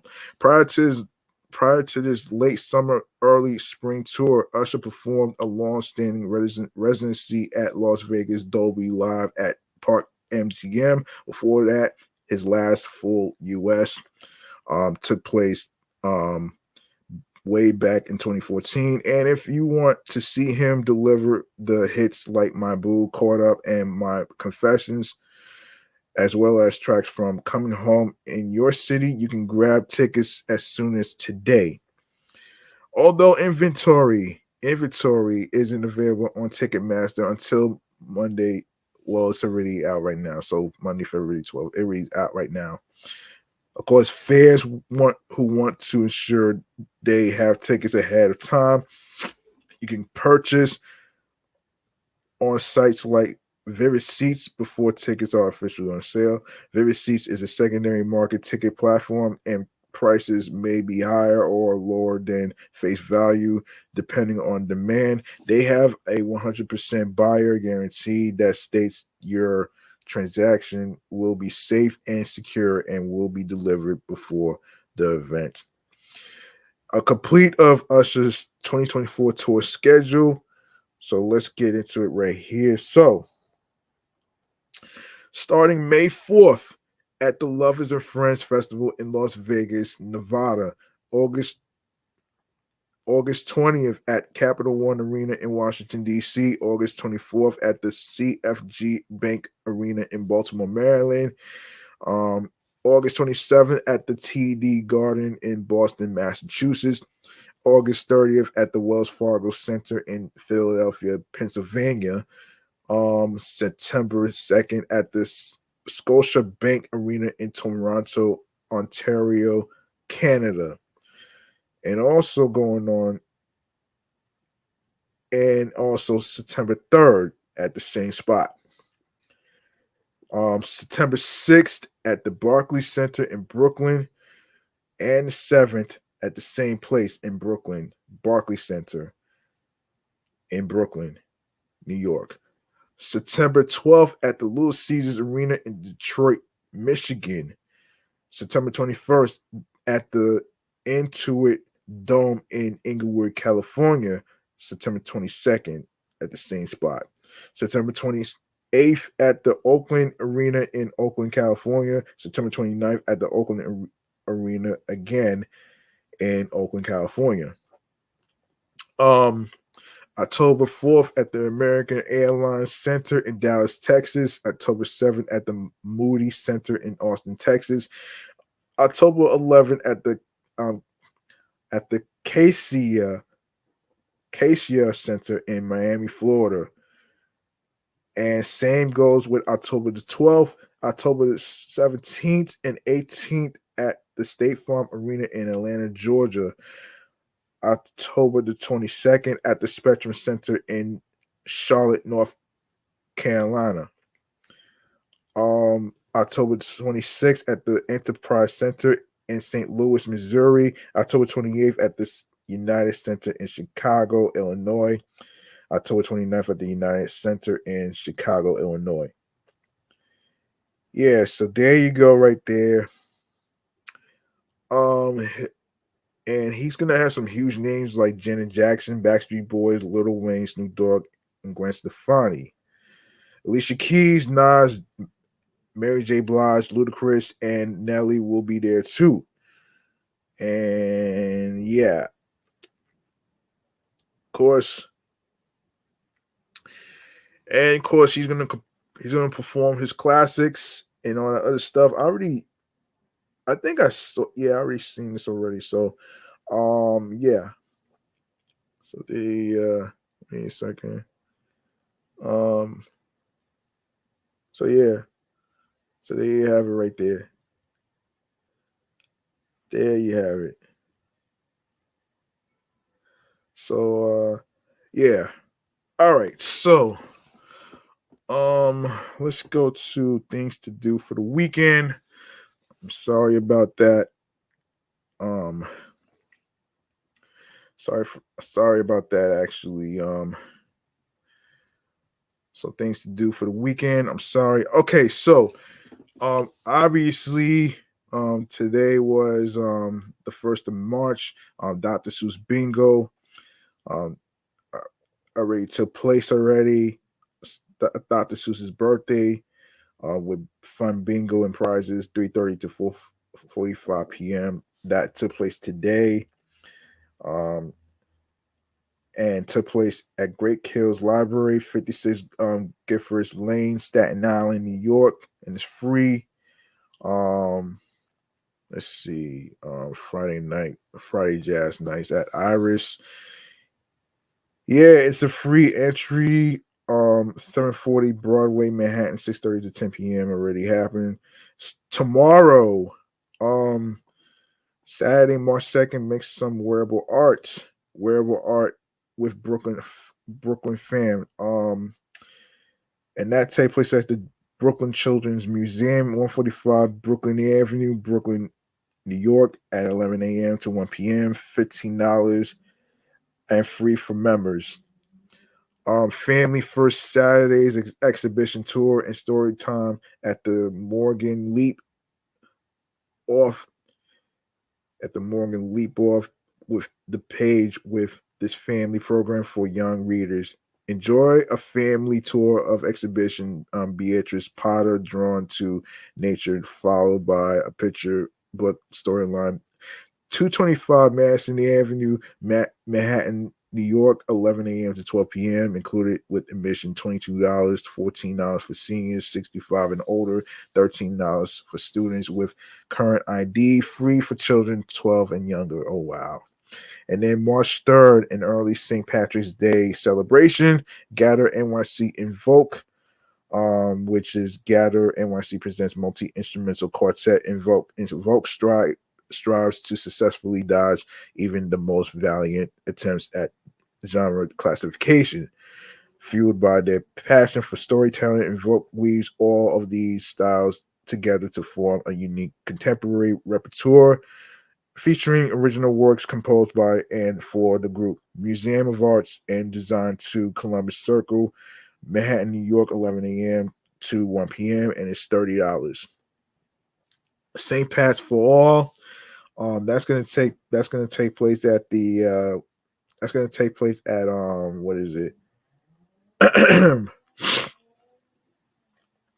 Yeah, so that's gonna be St. Pat's for All. That's gonna take place at the streets of Sunnyside and Woodside Green. Music and remarks will begin at 12 p.m. and the parade will step off at 1 p.m.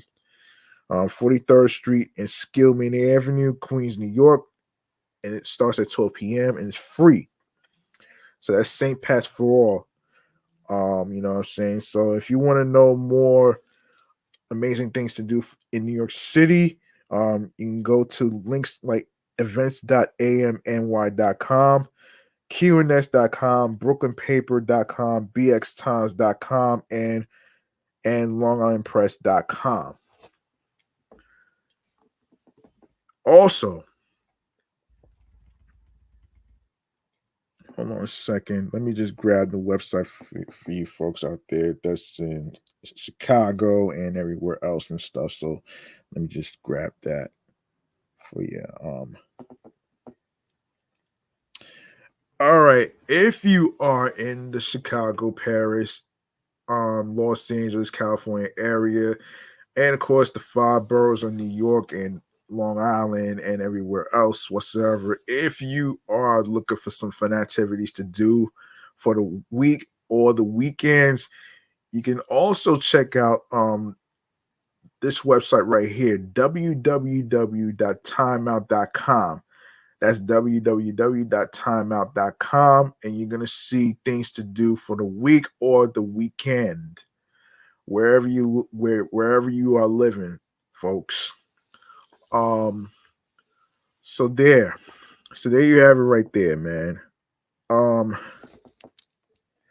all right, I'm about to wrap up right here, man. Let me wrap up right here, cause all right, we're gonna wrap up right here and go to our last our last thing to do, which is stream choices on the go, man.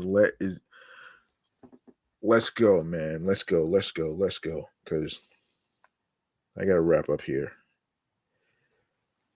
Um, yeah, I gotta wrap up here, man. Hold on one second.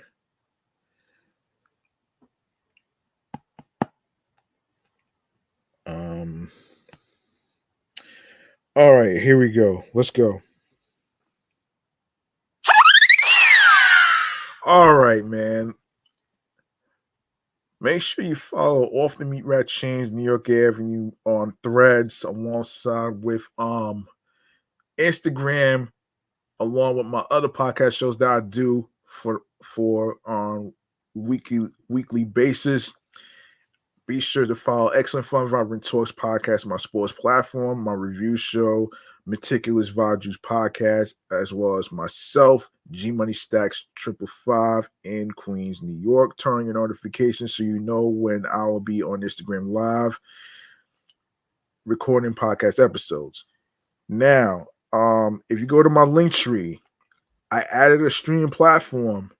I added a streaming platform today, actually, and I'm gonna go over it with you folks right here. So just so so starting with we're gonna start with we're gonna start with Odyssey. We have Audible, Audioburst, Amazon Music, Breaker, Bullhorn FM, Castbox FM. These are Listen Notes, Moon FM podcast, and the newly added stream platform, Overhaul FM podcast. All right. Player FM, Pocket Cast, Podbay, Podfriend, Podhound, Polo, Podorama, Podcast Index, Podcast Addict, Podchaser, Podverse, Podcast Guru, Podvine, Snip, Spotify for podcasters, Stitcher, TuneIn Radio, Google Podcasts, Radio Public, iHeartRadio, the number one app for music, radio, and podcasts.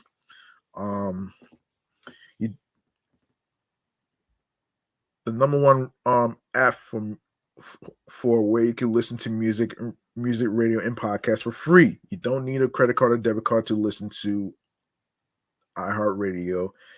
All you gotta do is go ahead and subscribe and follow the podcast on every streaming platform that I just mentioned, including YouTube. Make sure you grab that subscribe button for me on the YouTube channel page, alongside with enabling alerts so you'll be notified on when the live stream podcast episodes will be recording on the air via live stream. Stay tuned for more video content, upcoming episodes, previous episodes, including the new ones that's being dropped. Be sure to like, comment on the topics that's being discussed in today's episode. Tell me what you think about the topics in today's episodes. Listen, stream, watch these episodes in case you miss any of them whatsoever. Be sure to download, add the podcast to your playlist, and of course,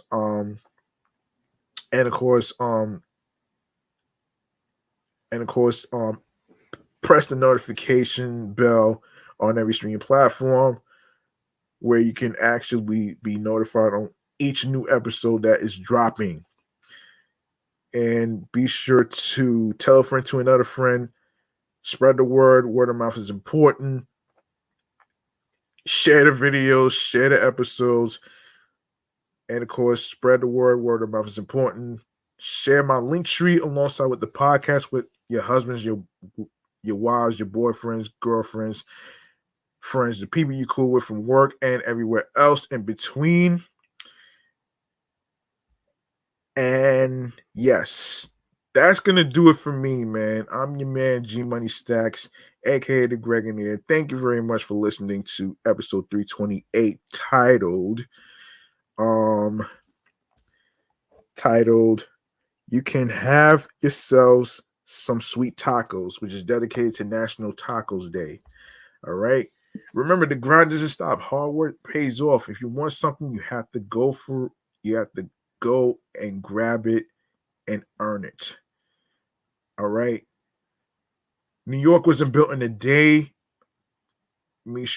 And be sure to find something that you're good at, like a skill, your niche, be in your lane, be on your P's and Q's, creatively, mentally, physically, and spiritually. Like alongside with being on your P's and Q's, that gets you into your zone, alongside with tunnel vision. All right. Look, this has been a good episode right here, man, and I'm not sure if I'm gonna be able to let me see this shit. Hold up. Shouts to, hold on a second. Let me give a shouts to somebody right here. This is, who the hell is this, man? Yo, hold up, man. I don't know what this is about, but I don't know what this shit is about, but shouts to you, man. Yeah. I don't know what that shit is about, but anyway. Anyway, man, like I was saying, man, I'm about to be out of here, man. Thank you very much for listening, tuning in and rocking with me. Stay liquid, be careful, stay safe. I'll see y'all in the next episode and on the flip side of things, man. I'm out of here. Peace and one love, and enjoy the rest of your weekend and the rest of your night. Good night, everybody.